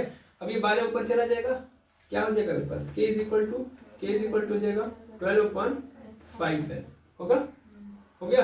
अच्छा इसको भी आइसोलेट करो तो K इज इक्वल टू क्या आ जाएगा? ये हो जाएगा 12/5 इंटू 1/L, है ना, 1/L। ये K क्या है? ये आपका ओरिजिनल वाला था, है ना, और ये क्या है? तो ये आपका ओल्ड वाला है। ये कौन सा है? ओल्ड, सॉरी ओल्ड कह रहा हूँ, न्यू वाला है या चेंज वाला है, सिंपल है ना, चेंज वाला है। तो ये देखो 1/L क्या था? पुराना वाला था, तो पुराने वाले का कितना हो गया स्टिफनेस? यानी यहाँ पे अगर मैं चेंज वाला बोलूँ KC is equal to 12/5 into K original, हो गया कि नहीं हो गया? ये आ गया। ऐसे ही इस पोर्शन का देखा जाए, इस पोर्शन का तो क्या हो जाएगा उसका? भाई 12 ऊपर कर दो, बाकी नीचे कर दो। दैट मीन्स इसका यहाँ पे देखा जाए तो इसका आया है हमारे पास 12K/5, और यहाँ पे इसका K देखा जाए तो कितना आ गया? यहाँ पे आ गया 12K/7। यहाँ पे स्प्रिंग कांस्टेंट वो हो गया, यहाँ पे स्प्रिंग कांस्टेंट हो गया। चेंज हो गया कि नहीं हो गया? दिख रहा है? समझ में आ रहा है? आया ना? चलिए और देखिएगा और समझिएगा, ताकि स्प्रिंग का कॉन्सेप्ट आपका क्लियर रहे, कोई समस्या ना रहे आपके मन में। क्योंकि इस चैप्टर के अंदर बाकी कुछ तो दिया ही नहीं है, इसी के बारे में दिया है। चलिए समझते हैं। जैसे मान लीजिए मेरे पास L लंबाई का वायर था, इसको मैंने, वायर मतलब स्प्रिंग ले रहा हूँ बार बार, ठीक है। मैंने इसको 3 भागों में डिवाइड किया, इसको 2, इसको 1, इसको 5। कैसे निकालूंगा मैं? बारी बारी एक एक पोर्शन। मतलब ये टोटल कितनी लंबाई है? टोटल लंबाई का 2 भाग यहाँ पे दिखा गया, तो इसका मतलब 2, 1, 3 और 5, 8, यानी 8 यूनिट का मान कितना है? L। 2 यूनिट का चाहिए तो सबसे पहले 1 यूनिट का निकालो, L/8 हो जाएगा। 2 यूनिट का निकालूंगा तो 2L/8 हो जाएगा, इसका मतलब L/4 हो जाएगा। 2 यूनिट का L/4। ऐसे 1 यूनिट का निकालूंगा तो 1 यूनिट का ऑलरेडी है L/8। 5 यूनिट का निकालूंगा तो क्या आ जाएगा? 5L/8। सबका K निकाल सकता हूँ मैं, मुझे पता है K इज इक्वल टू क्या होता है? 1/L। इस पूरे वायर को जब मैं नहीं काटता तो कितना होता है? K is equal to 1/L, ठीक है। अब मैं इसको मान लेता हूँ क्या? ओल्ड वाला मान लिया। अब सबसे पहले मैं क्या कर रहा हूँ? इस A पोर्शन का, मतलब इसको नाम दे देता हूँ ABC। तो A पोर्शन वाले का देखता हूँ, यानी KA निकालता हूँ मैं। तो KA क्या होगा? तो सर यहाँ पे चीजें चेंज हो चुकी हैं। KA में लंबाई कितनी है? तो ये सर है टोटल लंबाई का 2 है ना, तो इसका मतलब L/4, L/4, 4 ऊपर चला जाएगा, दैट मीन्स क्या हो जाएगा के ए इज इक्वल टू क्या होगा, यहाँ पे हो जाएगा हमारे पास 4 अपॉन, यहाँ 4 ऐसे रहने दीजिए, 1/L को क्या कर लीजिए अलग, 1/L मतलब ओल्ड वाला है ये, तो के इज इक्वल टू 4 इंटू के नॉट, इसका मतलब क्या हो गया, बढ़ गया। अभी बाद में हम बात करेंगे इसके बारे में, पहले हम निकाल लेते हैं। फिर ऐसे यहाँ पे के नॉट निकालेंगे, सॉरी के नॉट की वैल्यू तो हमको पहले से पता है, अब हम के बी निकालते हैं, है ना, यानी इस बी वाले पोर्शन में कितना स्प्रिंग कांस्टेंट होगा। ओके, तो यहाँ पे अगर हम देखेंगे तो कितना होगा, तो यहाँ पे है L/8 आया ना, 1/L/8, 8 को ऊपर कर दिया, कितना आ गया मेरे पास 8, और 8 को अगर अलग कर दीजिए 1/L अलग, तो ये क्या हो जाएगा 8 इंटू यहाँ पे कितना आ गया K0, यानी KB is equal to 8 into K0। ऐसे ही KC निकाल सकता हूँ मैं, तो KC इज इक्वल टू क्या आ जाएगा 1/, कितना है मेरे पास, तो इस पूरे यूनिट का लंबाई कितने हैं 5L/8, 8 ऊपर चला जाएगा, तो KC इज इक्वल टू क्या आ गया मेरे पास 8/5 इंटू 1/L, यही होगा, और 1/L मतलब K0 यानी ओरिजिनल वाला, तो 8/5 इंटू K0, ठीक है। अब मैं आपसे पूछूं कि सबसे ज्यादा के कहाँ होगा, सबसे ज्यादा के कहाँ होगा, यहाँ पे, यहाँ पे, यहाँ पे, कहाँ पे होगा, मतलब ए वाले पोर्शन में की ज्यादा होगा कि बी वाले में कि सी वाले में, ये मैं पूछ रहा हूँ, किस पोर्शन, मतलब काट के अलग अलग किया मैंने ना, तो किस वाले में ज्यादा होगा, तो जिसमें लंबाई ज्यादा होगी, किसमें लंबाई ज्यादा है, सी वाले में है, और आप कह रहे हैं कि क्या है वहां पे के क्या है बी वाले में ज्यादा है, तो लंबाई कम रखिए। गुड, सबसे कम लंबाई कहाँ पे है बी वाले में, बी वाले में कम है, इसीलिए यहाँ पे के क्या है ज्यादा है, यही तो समझना है, लंबाई जहाँ कम के वहां पे ज्यादा, के ज्यादा मतलब उसको डिफॉर्म करना, उस स्प्रिंग के अंदर डिफॉर्मेशन उतना ही टफ है, समझा ना, तो के भी सबसे ज्यादा है। इसके बाद लंबाई कहाँ पे कम है इन दोनों में, सी और ए में, सर ए में, तो के ए ज्यादा होगा, फिर सबसे कम कहाँ होगा तो के सी में, क्योंकि यहाँ पे लंबाई ज्यादा है, सबसे कम लंबाई बी, उससे भी, उससे मतलब अगर देखा जाए तो उससे थोड़ा सा और ज्यादा कौन है ये, और सबसे ज्यादा लंबाई सी में है, तो लंबाई ज्यादा तो के की वैल्यू कम, यानी ऐसी एक बात क्लियर हो गई। और वो क्या क्लियरेंस है, क्या क्लियरेंस है कि अगर स्प्रिंग की लंबाई बढ़ गई है तो इसका मतलब के का मान कम होगा, क्लियर है, यानी उस स्प्रिंग को खींचना टफ है जिसकी लंबाई क्या है कम है, ठीक है। तो आप देखते भी होंगे आपके वहाँ बहुत सारे अलग अलग टाइप के स्प्रिंग मिलते होंगे, ठीक है ना, आपके वहाँ बहुत अलग अलग टाइप के स्प्रिंग का मतलब, जैसे आप अलग अलग पदार्थ, देखिए यहाँ पे मटेरियल पे भी डिपेंड कर रहा होता है, केवल लंबाई तो नहीं मतलब है, लेकिन सेम मटेरियल की लंबाई में अगर फर्क लेके आते हो तब की बात कर रहे हैं। यहाँ पे एक बात याद रखेंगे, यहाँ पे एक ही स्प्रिंग को काटा जा रहा है, दूसरा स्प्रिंग नहीं आया है, तो उसके लिए तो कहानी और चेंज हो जाएगी, समझ पा रहे हैं ना, क्या समझ में आ गई कहानी, हाँ। तो आपके पास अलग अलग मटेरियल के स्प्रिंग मिलेंगे, तो उनको खींचेंगे तो आपको अलग अलग तरीके से फील होगा कि यहाँ पे फोर्स ज़्यादा लग रहा है, यहाँ पे कम, लेकिन अगर सेम टाइप के स्प्रिंग को आप काट के खींचिए तो जो ज़्यादा लंबाई वाला है वो इजीली खींचाएगा, और जो कम लंबाई वाला है वो टफ होगा खींचना, ठीक है, इतनी कहानी समझ में आ गई, ठीक।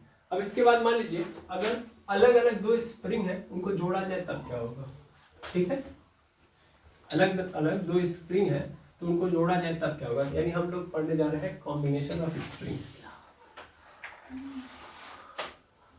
कॉम्बिनेशन ऑफ स्प्रिंग, देखिएगा कॉम्बिनेशन ऑफ स्प्रिंग,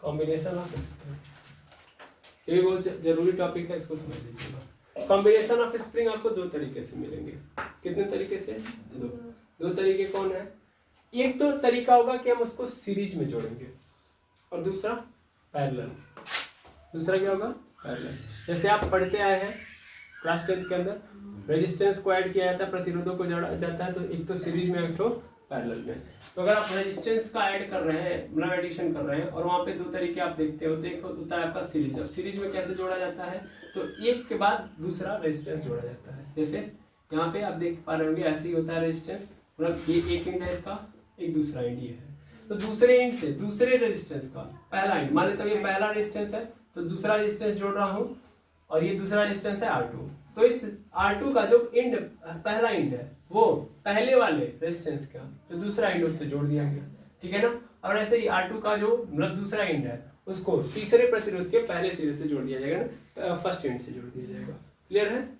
ऐसे ही चल रहा होगा तो इसको हम लोग क्या बोलते हैं? Series combination. क्या बोलते हैं? Series combination. और अगर पैरेलल कॉम्बिनेशन की बात कर दिया तो पैरेलल कॉम्बिनेशन की, तो पैरेलल कॉम्बिनेशन में क्या होता है भाई? देखिए पैरेलल कॉम्बिनेशन में कुछ इस तरीके से होता है, ये एक प्रतिरोध है, ऐसे ही दूसरा प्रतिरोध है और इसको लाके जोड़ दिया जाए, मतलब इन दोनों का दोनों सिरा एक साथ होता है, समझ पा रहे? यानी एक दूसरे के पैरेलल होते हैं वो। देखिए ये एक प्रतिरोध R1 है और ये दूसरा प्रतिरोध R2 है, तो R1 R2 के क्या है? पैरेलल है। इसमें जो एक सिरा होता है, देखिए इसका भी सिरा और इसका भी सिरा, मतलब इसका स्टार्टिंग वाला सिरा स्टार्टिंग वाले से जोड़ेगा, जब पहले प्रतिरोध का स्टार्टिंग वाला सिरा दूसरे प्रतिरोध के स्टार्टिंग वाले से जुड़ेगा, और पहले प्रतिरोध का दूसरा सिरा, मान लेता हूँ ये A था ये B था, तो दूसरे वाले प्रतिरोध के भी दूसरे सिरे से जुड़ेगा, जबकि यहाँ पे ऐसा नहीं है, पहले प्रतिरोध का अंतिम सिरा दूसरे प्रतिरोध के पहले सिरे से जुड़ेगा। तो ये सीरीज हो गया, ये क्या हो गया? पैरेलल। अब इनको हम निकालते कैसे हैं? अगर हम इसका इक्विवेलेंट प्रतिरोध निकालें तो कैसे निकालते हैं? तो हम लोग लिखते हैं sir R is equal to directly R1 plus R2, ठीक है। ऐसे ही पैरेलल वाले में क्या करते हैं हम लोग? Equivalent 1/R is equal to 1/R1 plus 1/R2 कर लेते हैं। स्प्रिंग में भी ऐसे ही करेंगे। स्प्रिंग भी हमारा एकदम सेम टाइप से नजर आ रहा नहीं आ रहा, यानी स्प्रिंग ऐसे जोड़ा जा सकता है कि मान लीजिए यहाँ पे अगर हम सीरीज में जोड़ रहे हैं तो कोई स्प्रिंग है तो कुछ इस तरीके से है कि मान लीजिए एक स्प्रिंग है, फिर इसी स्प्रिंग से हमने दूसरा स्प्रिंग इसी में जोड़ दिया, लेकिन दो अलग अलग स्प्रिंग है तो इनका K1 मतलब इनका जो स्प्रिंग कांस्टेंट होगा अलग अलग होगा, ये K1 होगा और ये क्या होगा? K2 होगा, हाँ या ना। जबकि एक दूसरा तरीका ये है कि हम क्या करें, एक स्प्रिंग को ऐसे जोड़ें और दूसरे स्प्रिंग को ऐसे जोड़ दें, और ये दोनों के दोनों जाके किसी ऑब्जेक्ट से जुड़ जाए, मतलब ऐसे जुड़े हो, पैरेलल हो एक दूसरे के। तो यहाँ पे क्या होगा? इसका स्प्रिंग कांस्टेंट K1 और यहाँ पे क्या होगा? K2। समझ पा रहे? तो ये पैरेलल कॉम्बिनेशन होगा स्प्रिंग का, और ये क्या होगा? Series combination. अच्छा, जब भी हम कॉम्बिनेशन करते हैं तो क्या करते हैं? उसका इक्विवेलेंट निकालते हैं। इक्विवेलेंट मतलब भाई ये दो अलग अलग, इनको काट के क्या कर दो, एक ही में जोड़ दो, मतलब इनके जगह पर हम एक ऐसा प्रतिरोध लेके आते हैं जो इन दोनों के जगह पे काम करे। वैसे ही ये दो अलग अलग स्प्रिंग है तो मैं क्या चाहूंगा? एक स्प्रिंग बना देना, यानी इनका इक्विवेलेंट निकालूंगा। क्या निकालूंगा? इक्विवेलेंट। ऐसे यहाँ भी निकालूंगा। ये जो आपको दिख रहा है ना वो क्या है? इक्विवेलेंट है।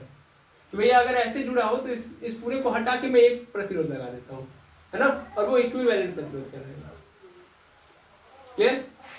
तो अगर मैं मान लूं यहाँ पे इक्विवेलेंट प्रतिरोध निकालूं, यानी यहाँ पे अगर मैं निकालूं टोटल तो क्या मिलेगा मुझे? तब यहाँ पे मुझे मिलेगा 1/K, यानी वहां पे तब जो मुझे स्प्रिंग कांस्टेंट नजर आएगा वो 1/K होगा, 1/K1 प्लस 1/K2 के सीरीज में। जबकि सीरीज में प्रतिरोध इसमें कैसा होता है?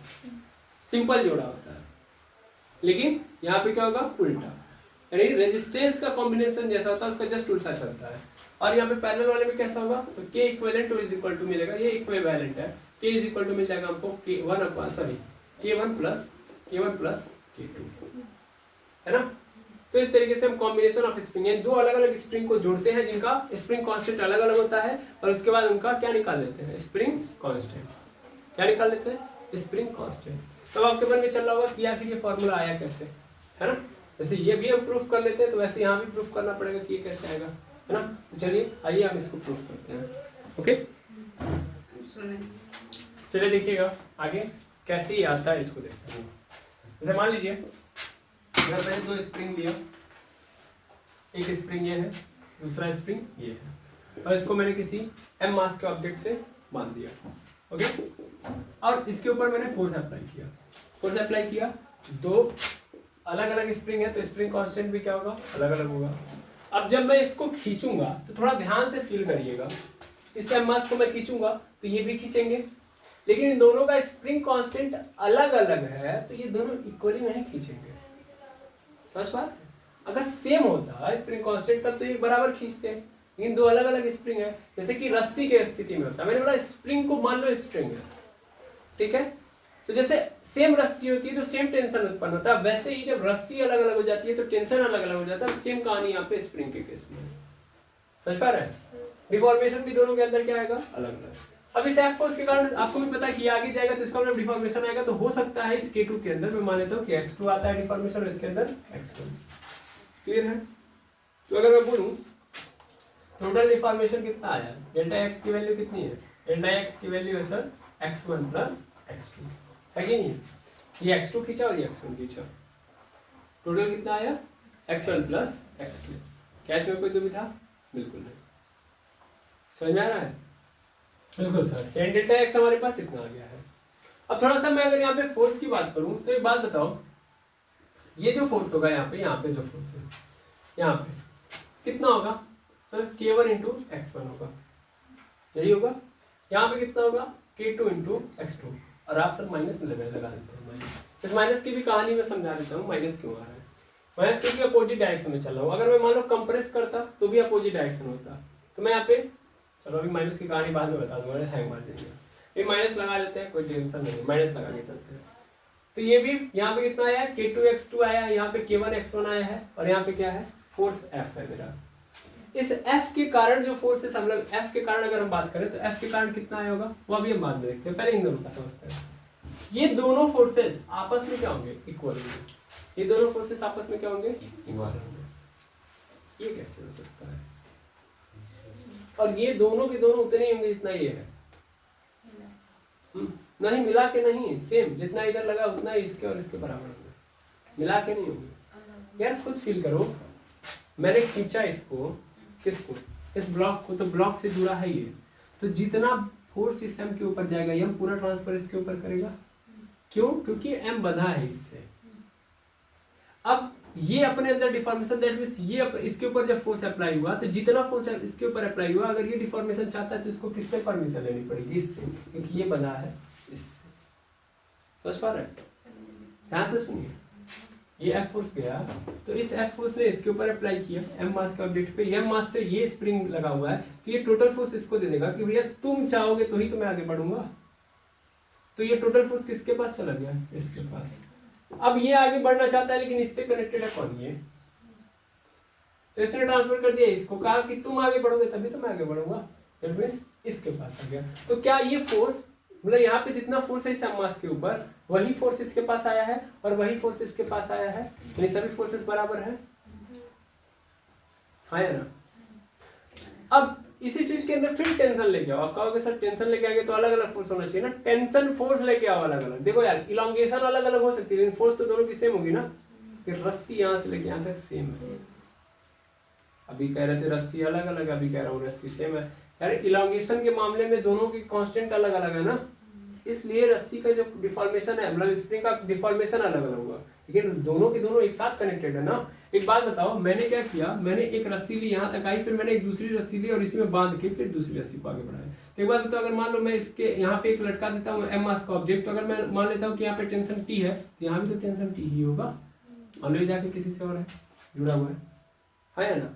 भले ही बीच में क्या कर दिया तुमने, बांध दिया, तो क्या खत्म हो जाएगा क्या? रस्सी तो सेम है ना, बांधने से क्या हो रहा है भाई, आप यही तो कर रहे हो, लंबाई और बढ़ा के आगे बढ़ रहे हो, तो टेंशन तो वही रहेगा रस्सी के अंदर जो यहाँ पे है। वैसे सेम तो हुआ है, भले ही अलग अलग स्प्रिंग है लेकिन दोनों आपस में कनेक्टेड है ना। और अगर आपस में कनेक्टेड है दैट मींस जो फोर्स यहाँ पे रहेगा वही फोर्स यहाँ पे रहेगा, है ना। अब देखा जाए तो इसका मतलब ये हुआ सर कि माइनस K1 x1 बराबर होगा माइनस K2 x2 होगा, और ये पूरा जाके बराबर किसके हो जाएगा, तो सर टोटल डिफॉर्मेशन जितनी हुई है मतलब डेल्टा एक्स है ना, और टोटल इस पूरे का स्प्रिंग कांस्टेंट। देखो मैं इन दोनों की जगह पे एक नॉर्मल एक स्प्रिंग लूंगा, सपोज कर लूंगा कि भैया ये दो अलग अलग स्प्रिंग थे, तो मैं मान लेता हूँ कि इन दोनों स्प्रिंग का जो कांस्टेंट है उसकी जगह पे मैंने एक सिंगल स्प्रिंग स्प्रिंग ले लिया, है ना, ठीक है। और यहाँ पे क्या रखा, M मास का ऑब्जेक्ट और इसके ऊपर अब फोर्स लगाया, ठीक है। तो यहाँ पे जो होगा वो क्या होगा, इनके इक्विवेलेंट कांस्टेंट मैंने डाल दिया, इन दोनों स्प्रिंग के अंदर जो कांस्टेंट था उनकी जगह पे मैंने एक इक्विवेलेंट कांस्टेंट डाल दिया, ठीक है। अब इसके कारण जब मैं फोर्स डालूंगा तो उतना ही डिफॉर्मेशन आएगा जितना पहले हुआ था, आएगा ना, कितना आएगा, डेल्टा एक्स का डिफॉर्मेशन आएगा। तो फोर्स क्या बन गया मेरा, यहाँ पे बन गया मेरा, यहाँ पे बन गया मेरा सो डेल्टा एक्स इंटू के ई, और वो भी किसमें, माइनस में। हो गया। अब मैं यहाँ से इन सभी बातों को यहाँ पे समझ कर सकता हूँ, रख दो, काम खत्म, यहाँ पे लेके आओ, रख दो। डेल्टा एक्स है तो डेल्टा एक्स की वैल्यू निकालना चाहो तो क्या निकाल सकता हूँ बताओ। अच्छा ये सब के सब क्या है, फोर्स ही तो है, सब के सब को फोर्स के बराबर कर सकता हूँ, ये सब के सब क्या है, फोर्स है। यहाँ पे ये लिख देता हूँ, ये सब के सब क्या है, फोर्स है। क्लियर है, आया ना। तो इसका मतलब मैं क्या लिख सकता हूँ, अगर मैं निकालना चाहूँ डेल्टा एक्स की वैल्यू, तो डेल्टा एक्स की वैल्यू कितनी होगी सर, वो होगी माइनस एफ अपॉन एक्स के, सॉरी होगा डेल्टा एक्स के जगह पे, अरे भाई एफ सबके बराबर है, दैट मींस सभी तो फोर्स सीधे, तो एफ इज इक्वल टू, अगर माइनस मेरे पास k1 x1 है तो मैं x1 की वैल्यू निकालूंगा तो इसके नीचे कर दूंगा, यानी F upon x1 is equal to कितना हो जाएगा, माइनस k1 हो जाएगा, नहीं हो जाएगा, हो जाएगा। तो वही तो मैंने किया है, बस यही करते जा रहा हूँ मैं। अब मैं x1 की वैल्यू निकालूंगा तो क्या आ जाएगा मेरे पास, minus x F upon x1, sorry k1, यहाँ पे मैंने x1 निकालना था, मुझे उसको भेज दिया, यहाँ पे मैं x1 को रहने देता हूँ, x1 की वैल्यू निकालनी है मुझे, मैंने क्या किया यहाँ पे k1 को भेज दिया, तो k1 हो जाएगा। ऐसे ही प्लस है प्लस, यहाँ पे क्या करूंगा मैं x2 निकालूंगा, तो x2 का मतलब माइनस एफ अपॉन k2 हो गया। बिल्कुल सर। अब यहाँ से माइनस एफ कॉमन ले सकता हूँ, तो यहाँ पे माइनस एफ ऐसे रहेगा, और upon K E is equal to क्या हो जाएगा, यहाँ पे माइनस एफ बाहर हो चुका, अंदर क्या हो चुका है, 1 upon k1 plus 1 upon k2 हो गया। अब माइनस एफ से माइनस एफ कैंसिल, क्या बच गया मेरे पास, 1 upon K E is equal to 1 upon k1 plus 1 upon k2। Clear है, ये आपका आ गया इक्विवेलेंट कांस्टेंट। मिल गया कि नहीं मिल गया, जैसे रेजिस्टेंस के अंदर करते हैं वैसे ही किया मैंने। क्लियर है, तो इस तरीके से हम लोग कॉम्बिनेशन ऑफ स्प्रिंग देख रहे हैं, किस फॉर्मेट में, ये कौन सा है, जब हम कॉम्बिनेशन कर रहे हैं सीरीज के फॉर्म में, जब हम सीधा सीधा देखते हैं। कैसे आया, समझ में आया, एक एक पॉइंट को समझिएगा। दो स्प्रिंग लिया, दोनों के ऊपर एक फोर्स अप्लाई है, तो दोनों के कारण अलग अलग इलांगेशन आएगा, क्योंकि दो अलग अलग स्प्रिंग है तो स्प्रिंग कांस्टेंट क्या होगा, अलग अलग। तो स्प्रिंग कांस्टेंट अलग अलग, तो डिफॉर्मेशन भी अलग अलग, तो दोनों का डिफॉर्मेशन मिला के टोटल चेंज आएगा x1 प्लस x2। अब मुझे पता है कि ये जो फोर्स मैंने इस ऑब्जेक्ट के ऊपर डाला है वही सेम फोर्स इन सब के ऊपर लगेगा, यानी यहाँ पे जो फोर्स आएगा इस स्प्रिंग के अंदर और इस स्प्रिंग के ऊपर जो फोर्स लगेगा वो किसके बराबर होगा, फाइनल फोर्स यानी डिफॉर्मिंग फोर्स के बराबर ही होगा, होगा।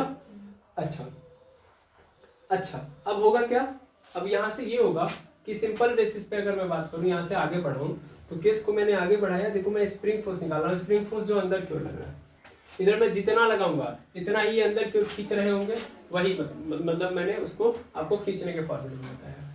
फिर मैंने ये बताया कि देखो यार ये बराबर इसलिए भी हो रहा है क्योंकि हमारा जो स्प्रिंग है वो क्या है, सेम है। सेम क्यों है, क्योंकि बस मैंने एक स्प्रिंग को दूसरे स्प्रिंग से जोड़ा है, तो फोर्स इसलिए बराबर आ रही है। क्लियर है ना, और वही कॉन्सेप्ट मैंने यहाँ पे लगाया और यहाँ से निकाल लिया। ठीक है, यहाँ पे क्या लिखा है, यहाँ पे माइनस डेल्टा एक्स इंटू के ई है। ठीक है, तो ये पूरा का पूरा बन गया आपका। आई होप कॉन्सेप्ट समझ में आ गया होगा। जब मैं सीरीज कॉम्बिनेशन कर रहा हूँ स्प्रिंग का तो कैसे करेंगे। अब मैं ऐसे ही पैरेलल कॉम्बिनेशन भी देख सकता हूँ, बिल्कुल। चलिए पैरेलल कॉम्बिनेशन देखते हैं स्प्रिंग का। यहाँ से मैं मिटा सकता हूँ, आया बिल्कुल।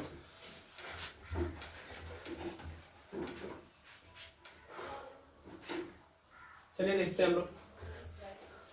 अब हम पैरेलल कॉम्बिनेशन देखते हैं। पैरेलल कॉम्बिनेशन का मतलब, पैरेलल कॉम्बिनेशन मतलब पैरेलल कॉम्बिनेशन देखिएगा। मान लेता हूं कि यहाँ पे क्या है, यहाँ से स्प्रिंग बंधा हुआ है और ये स्प्रिंग जाके कनेक्टेड है, दो स्प्रिंग अलग अलग है, ऐसे पैरेलली कनेक्टेड है, और ये दोनों जाके क्या कनेक्टेड है, किससे कनेक्टेड है, एम मास के ऑब्जेक्ट से। और फिर मैंने क्या लगाया, इनके ऊपर फोर्स अप्लाई किया है। दो अलग अलग स्प्रिंग है तो 100% कांस्टेंट क्या होंगे इनके, अलग अलग होंगे। ठीक है, समझ में आ रहा है, बिल्कुल अच्छी बात है। अब मैं आगे देखूंगा तो क्या होगा, एफ फोर्स के कारण ये खींचेंगे, तो एक बात बताओ, खींचेंगे ये तो क्या दोनों का फोर्स सेम होगा, दोनों के ऊपर लगने वाला फोर्स सेम होगा, नहीं।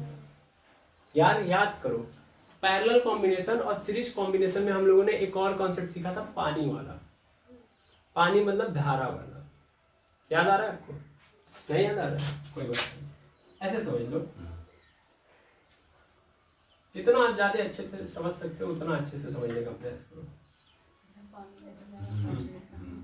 धारा को मैंने क्या मान लिया था, पानी। अब यहाँ से धारा निकल रही है, ठीक है। अब धारा जा रही है, यहाँ पे धारा आएगी, धारा के कितने रास्ते, 2 रास्ते। अब ये इधर जाए कि इधर जाए, मान लो आई धारा यहाँ से निकली है, तो अब ये इधर जाए कि इधर जाए, सर दोनों हो जाएगी। जैसे पानी है, पानी को जब आप भेजोगे पाइप के रास्ते, और पाइप आगे से जाके 2 पार्ट्स में डिवाइड हो जा रहा है, तो क्या होगा, पानी दोनों में जाएगा, है ना। क्या दोनों में आई एक जाएगा, नहीं सर, वही आई जो पानी आया है वही डिवाइड हो जाएगा। इधर कितना जाएगा I1 और इधर कितना जाएगा I2। सेम कॉन्सेप्ट तो है। जब मैं इसके ऊपर फोर्स अप्लाई करूंगा F, तो एक बात बताओ, क्या बताऊं सर, कि इसके अंदर फोर्स और इसके अंदर फोर्स सेम रहेंगे, दोनों का सेम फोर्स तो नहीं ना जाएगा। इसके अंदर कोई फोर्स जाएगा F1 और इसके ऊपर जाएगा फोर्स F2, आ जाएगा, है ना। इस स्प्रिंग के ऊपर F2 और इस स्प्रिंग के ऊपर F1 जाएगा। भाई इसकी स्टिफनेस अलग है तो फोर्स अलग होगा, समझना है मेरी बात को। अब सुनो ध्यान से, लेकिन जब ये इधर से जाता है, इधर से जाते जाते जाते जब यहाँ पे आता है तो I1 मिल जाता है और इधर से I2 आके मिल जाता है, और पुनः ये क्या बन जाता है, I बन जाता है ना। तो इसका मतलब हम लोग क्या लिखते हैं, हम लोग लिखते हैं I is equal to I1 plus I2 लिख देते हैं, नहीं लिख देते हैं कि I ही डिवाइड हुआ था I1 और I2 में, और I1 और I2 अगर मिल जाएंगे तो फिर से क्या बन जाएगा, I। 10 लीटर पानी भेजा, 4 लीटर इधर चला गया, 6 लीटर इधर चला गया। फिर जब दोनों पाइप एक जगह पे हुए तो 6 और 4 दोनों आ जाएंगे एक पास, 6 4 फिर से क्या हो गया 10। तो ऐसे ही जब फोर्स मैंने यहाँ पे अप्लाई किया तो एक फोर्स F1 और एक फोर्स F2, दोनों मिला के ही F बराबर F1 और F2 बनाएंगे, नहीं बनाएंगे, आया ना। और ये ध्यान देना, मैं यहाँ पे स्प्रिंग फोर्स की बात कर रहा हूँ, क्योंकि मुझे पता है कि स्प्रिंग फोर्स डिफॉर्मिंग फोर्स के यहाँ पे क्या है, बराबर है, इसलिए मैं ये सब बातें कर पा रहा हूँ, ठीक है। अब F इज इक्वल टू क्या हो चुका है, F1 प्लस F2। एक बात बताओ, जब मैं खींचूंगा F फोर्स लगाऊंगा, अभी तो हम लोगों ने कांस्टेंट देख लिया, फोर्स देख लिया, अब आता है कितना डिफॉर्मेशन हुआ इसके बाद। तो एक बात, तो इस स्प्रिंग के अंदर डिफॉर्मेशन कुछ और होगा, इस स्प्रिंग के अंदर डिफॉर्मेशन कुछ और होगा, नहीं, पॉसिबल ही नहीं है यार। इस ऑब्जेक्ट, भाई एमी मास का ऑब्जेक्ट है, जब तुम खींचोगी तो ये तो बराबर खींचाएगा ना। ऐसे होगा क्या कि ये ऊपर हो जाएगा, ये इंचेस डिफॉर्म होगा, ऐसा नहीं होगा। खिंचाएगा तो दोनों बराबर ही खिंचाएगा, है कि नहीं है। ये दोनों स्प्रिंग के अंदर जो डिफॉर्मेशन आने वाला क्या आने वाला है, सेम। यानी यहाँ भी डेल्टा F, यहाँ भी डेल्टा X, F नहीं डेल्टा X, यहाँ भी डेल्टा X डिफॉर्मेशन आएगा, यहाँ भी डेल्टा X डिफॉर्मेशन आएगा। अब मैंने क्या सोचा कि मैंने सोचा यार इन सबको हटाओ, 2 अलग अलग स्प्रिंग का झंझट कौन लेगा, इन दोनों को मिला के एक स्प्रिंग बनाते हैं। और मैंने इन दोनों के जगह पे एक स्प्रिंग बनाया, ये कॉम्बिनेशन ऑफ स्प्रिंग, इन दोनों को मिला के मैंने एक स्प्रिंग बना दिया। इन दोनों को मिला के एक स्प्रिंग बनाने का मतलब यहाँ पे कांस्टेंट क्या हो गया, स्प्रिंग कांस्टेंट Ke मान लिया, मतलब इन दोनों के कांस्टेंट के बराबर मैंने इक्विवेलेंट कांस्टेंट मान लिया। इसका मास क्या है, m है, और फोर्स कितना लग रहा है, F। अभी भी कहानी वही है, समझ आ रहा है। और अभी भी कितना आएगा डिफॉर्मेशन, तो अभी भी डिफॉर्मेशन आएगा डेल्टा X। कितना डिफॉर्मेशन, डेल्टा X। भाई बात तो वही चलेगी ना, डिफॉर्मेशन तो उतना ही चलेगा, तो कांस्टेंट तो उन्हीं दोनों का है ना, मिला के लिया गया है। ये सार लोग रहना बोलिए, बिल्कुल। तो इस कंडीशन में अगर मैं इन तीनों जगहों के फोर्सेस को देखूं, तो यहाँ पे मुझे क्या मिल रहा है, यहाँ पे मुझे मिल रहा है sir delta X into K1 is equal to F1 यही होगा, वो भी किस में होगा, माइनस में होगा। F2 कितना होगा भाई, F2 देखो सर वो होगा डेल्टा X इंटू K2 हो जाएगा। यहाँ पे F कितना होगा सर, F हो जाएगा K equivalent into delta X होगा। इन्हीं बातों को कहाँ पे चिपका दो, वहां पे, काम खत्म आपका, चिपका दो यहाँ पे। तो F का मतलब क्या है, delta X into Ke is equal to, minus में माइनस लगा देंगे, यहाँ पे होगा delta X into K1 plus यहाँ पे कितना होगा डेल्टा X इंटू K2, और सब माइनस में है, ये भी माइनस में है, ये भी माइनस में है, ये भी माइनस में है। तो पहले बीच में प्लस लगा लो, इसके अंदर क्या रहेगा, माइनस में। अब क्या सेम है दोनों के अंदर, तो दोनों के अंदर सर है माइनस डेल्टा X, तो माइनस डेल्टा X को बाहर कर लो, ये Ke is equal to minus delta X बाहर हो गया, अंदर क्या बच गया K1 plus K2, delta X से डेल्टा X खत्म, Ke इज इक्वल टू क्या आ गया मेरे पास, K1 प्लस K2, ये हमारा हो गया इक्विवेलेंट। यानी जब हम पैरेलल कॉम्बिनेशन बनाएंगे तो क्या बनेगा हमारा, K1 प्लस K2, ठीक है। यानी equivalent spring constant is equal to Q1 प्लस Q2। Is that clear? इसमें कोई दुविधा बिल्कुल नहीं। कई सारी चीजें आपने सीख ली कि स्प्रिंग का कांस्टेंट स्प्रिंग चेंज होने पे अलग हो जाता है, जैसे स्प्रिंग चेंज होने पे टेंशन अलग हो जाता है, वैसे स्प्रिंग चेंज होने पे स्प्रिंग कांस्टेंट चेंज हो जाता है। और स्प्रिंग तनेगा कि नहीं तनेगा, यानी स्प्रिंग का जो डिफॉर्मेशन है वो किसके ऊपर डिपेंड करती है, किसके ऊपर डिपेंड करती है, वो स्प्रिंग कांस्टेंट के ऊपर, क्योंकि स्प्रिंग कांस्टेंट किस पे डिपेंड करता है, स्प्रिंग मटेरियल पे। तो आई होप इतनी कहानी समझ में आ गई होगी। अब आपसे अगर बोल दें कि स्प्रिंग के द्वारा काम कितना, मतलब इस स्प्रिंग फोर्स के द्वारा काम कितना किया गया, तो बता लेंगे? इतना इजी है, इसमें बताने की जरूरत है कुछ भी नहीं है। फोर्स इनटू डिस्प्लेसमेंट, यानी स्प्रिंग फोर्स के आने से कितना डिफॉर्मेशन आया, यही तो होगा वर्क, आया ना? अरे आना बोलिए, मैं दिखा देता हूँ आपको, देख लीजिए। हाँ मैं मिटा दे रहा हूँ, फिर आप देखिए। Work done by spring force,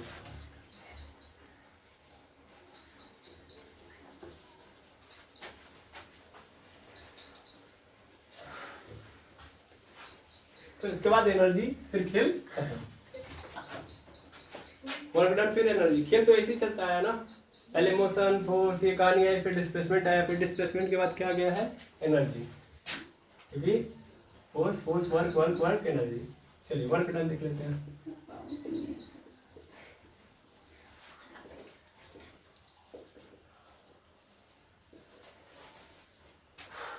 work done by spring force, देखिए कैसे होगा। मान लीजिए हम एक स्प्रिंग लेते हैं और इसके ऊपर मैंने डिफॉर्मिंग फोर्स अप्लाई किया F। शुरुआत में इसकी लेंथ कितनी थी, x, ठीक है। अब मैंने इसके ऊपर फोर्स अप्लाई किया तो क्या हुआ, थोड़ा सा डिफॉर्मेशन आएगा, क्या आएगा, डिफॉर्मेशन। डिफॉर्मेशन क्या आया भैया, थोड़ा सा डेल्टा x बढ़ गया। यहाँ तक लेंथ थी x, तो यहाँ तक x ले लो और ये इतना क्या हो गया, डेल्टा x हो गया, है ना। अब आपको पता है जब मैं F फोर्स लगाता हूं तो उतना ही, ये देखो डिफॉर्मिंग फोर्स है, ये डिफॉर्मिंग फोर्स है, तो ये जो डिफॉर्मिंग फोर्स है इसी के बराबर हमारा स्प्रिंग फोर्स होता है अंदर की ओर। जितना ये बढ़ाओगे उतना ही स्प्रिंग फोर्स क्या होते जाएगा, बढ़ते जाएगा, है ना। तो यानी FSP हम जानते हैं कि FSP बराबर होता है किसके, F डिफॉर्मिंग फोर्स के, है ना, F डिफॉर्मिंग फोर्स के। क्लियर है? मैं ये तो नहीं निकाल सकता लेकिन ये निकाल सकता हूँ, इसीलिए मैं हर जगह पे इसको यूज करता हूँ। यानी जहाँ पे हमारे पास क्या नजर आ रहा है, हमारे पास क्या आ रहा है, स्प्रिंग फोर्स, उसकी जब हम डिफॉर्मिंग फोर्स की हमने कितना अप्लाई किया वही यूज कर ले रहे हैं, क्योंकि हम इसको नहीं कैलकुलेट करेंगे, हम इसको जानते हैं, हम लगा रहे हैं, इनको पता है ये अंदर से कितना उत्पन्न कर रहा है, तो इतना ही उत्पन्न कर रहा है जितना हम लगा रहे हैं, इसीलिए हम इसको यूज कर रहे हैं, ठीक है। अच्छा, अब अगर हम वर्क डन निकालें यहाँ से, तो वर्क डन होता क्या है, फोर्स लगाया तो कितना डिस्प्लेसमेंट हुआ, और फोर्स की डायरेक्शन में कितना डिस्प्लेसमेंट हुआ। तो work done by spring force अगर मैं निकालूं तो एक बात बताओ कितना आएगा, बताओ तो सर। वो आएगा W is equal to FSP into, FSP लग किधर रहा है, इधर की ओर, और डिफॉर्मेशन किधर की ओर हो रहा है, इधर की ओर, तो FSP इंटू डेल्टा x होगा, और वो भी कैसा होगा, माइनस, होगा कि नहीं होगा। अब अगर मैं FSP की बात करूं तो FSP मुझे पता है, FSP कितना होता है भाई, FSP होता है माइनस के डेल्टा x, होगा यहाँ पे स्प्रिंग फोर्स किसके बराबर होगा, minus K into delta x, यही तो होगा, है ना। इसको चिपका सकता हूँ मैं, चिपका देता हूँ मैं। W इज इक्वल टू क्या हो जाएगा, minus into minus K into delta x, delta x into delta x हो जाएगा। ये माइनस माइनस मिलके क्या हो जाएगा, प्लस, तो W इज इक्वल टू कितना आ गया, k इंटू डेल्टा x का स्क्वायर। क्लियर है। और ये वर्क डन क्या निकल गया, स्प्रिंग फोर्स के द्वारा कितना काम किया जाएगा। क्लियर है। अब इतना काम किया जा रहा है स्प्रिंग के कारण, स्प्रिंग फोर्स के कारण। अब क्वेश्चन आता है कि अगर काम हो रहा है तो एनर्जी आएगी ही आएगी, तो कितनी एनर्जी स्टोर हो रही है इस केस में, इसको देखना है। वर्क डन देख लिया, फोर्स देख लिया, सब कुछ समझ में आ गया। अभी एनर्जी स्टोर देख लेते हैं, तो इतना आप नोट करिए, फिर एनर्जी स्टोरिंग देख लेते हैं हम।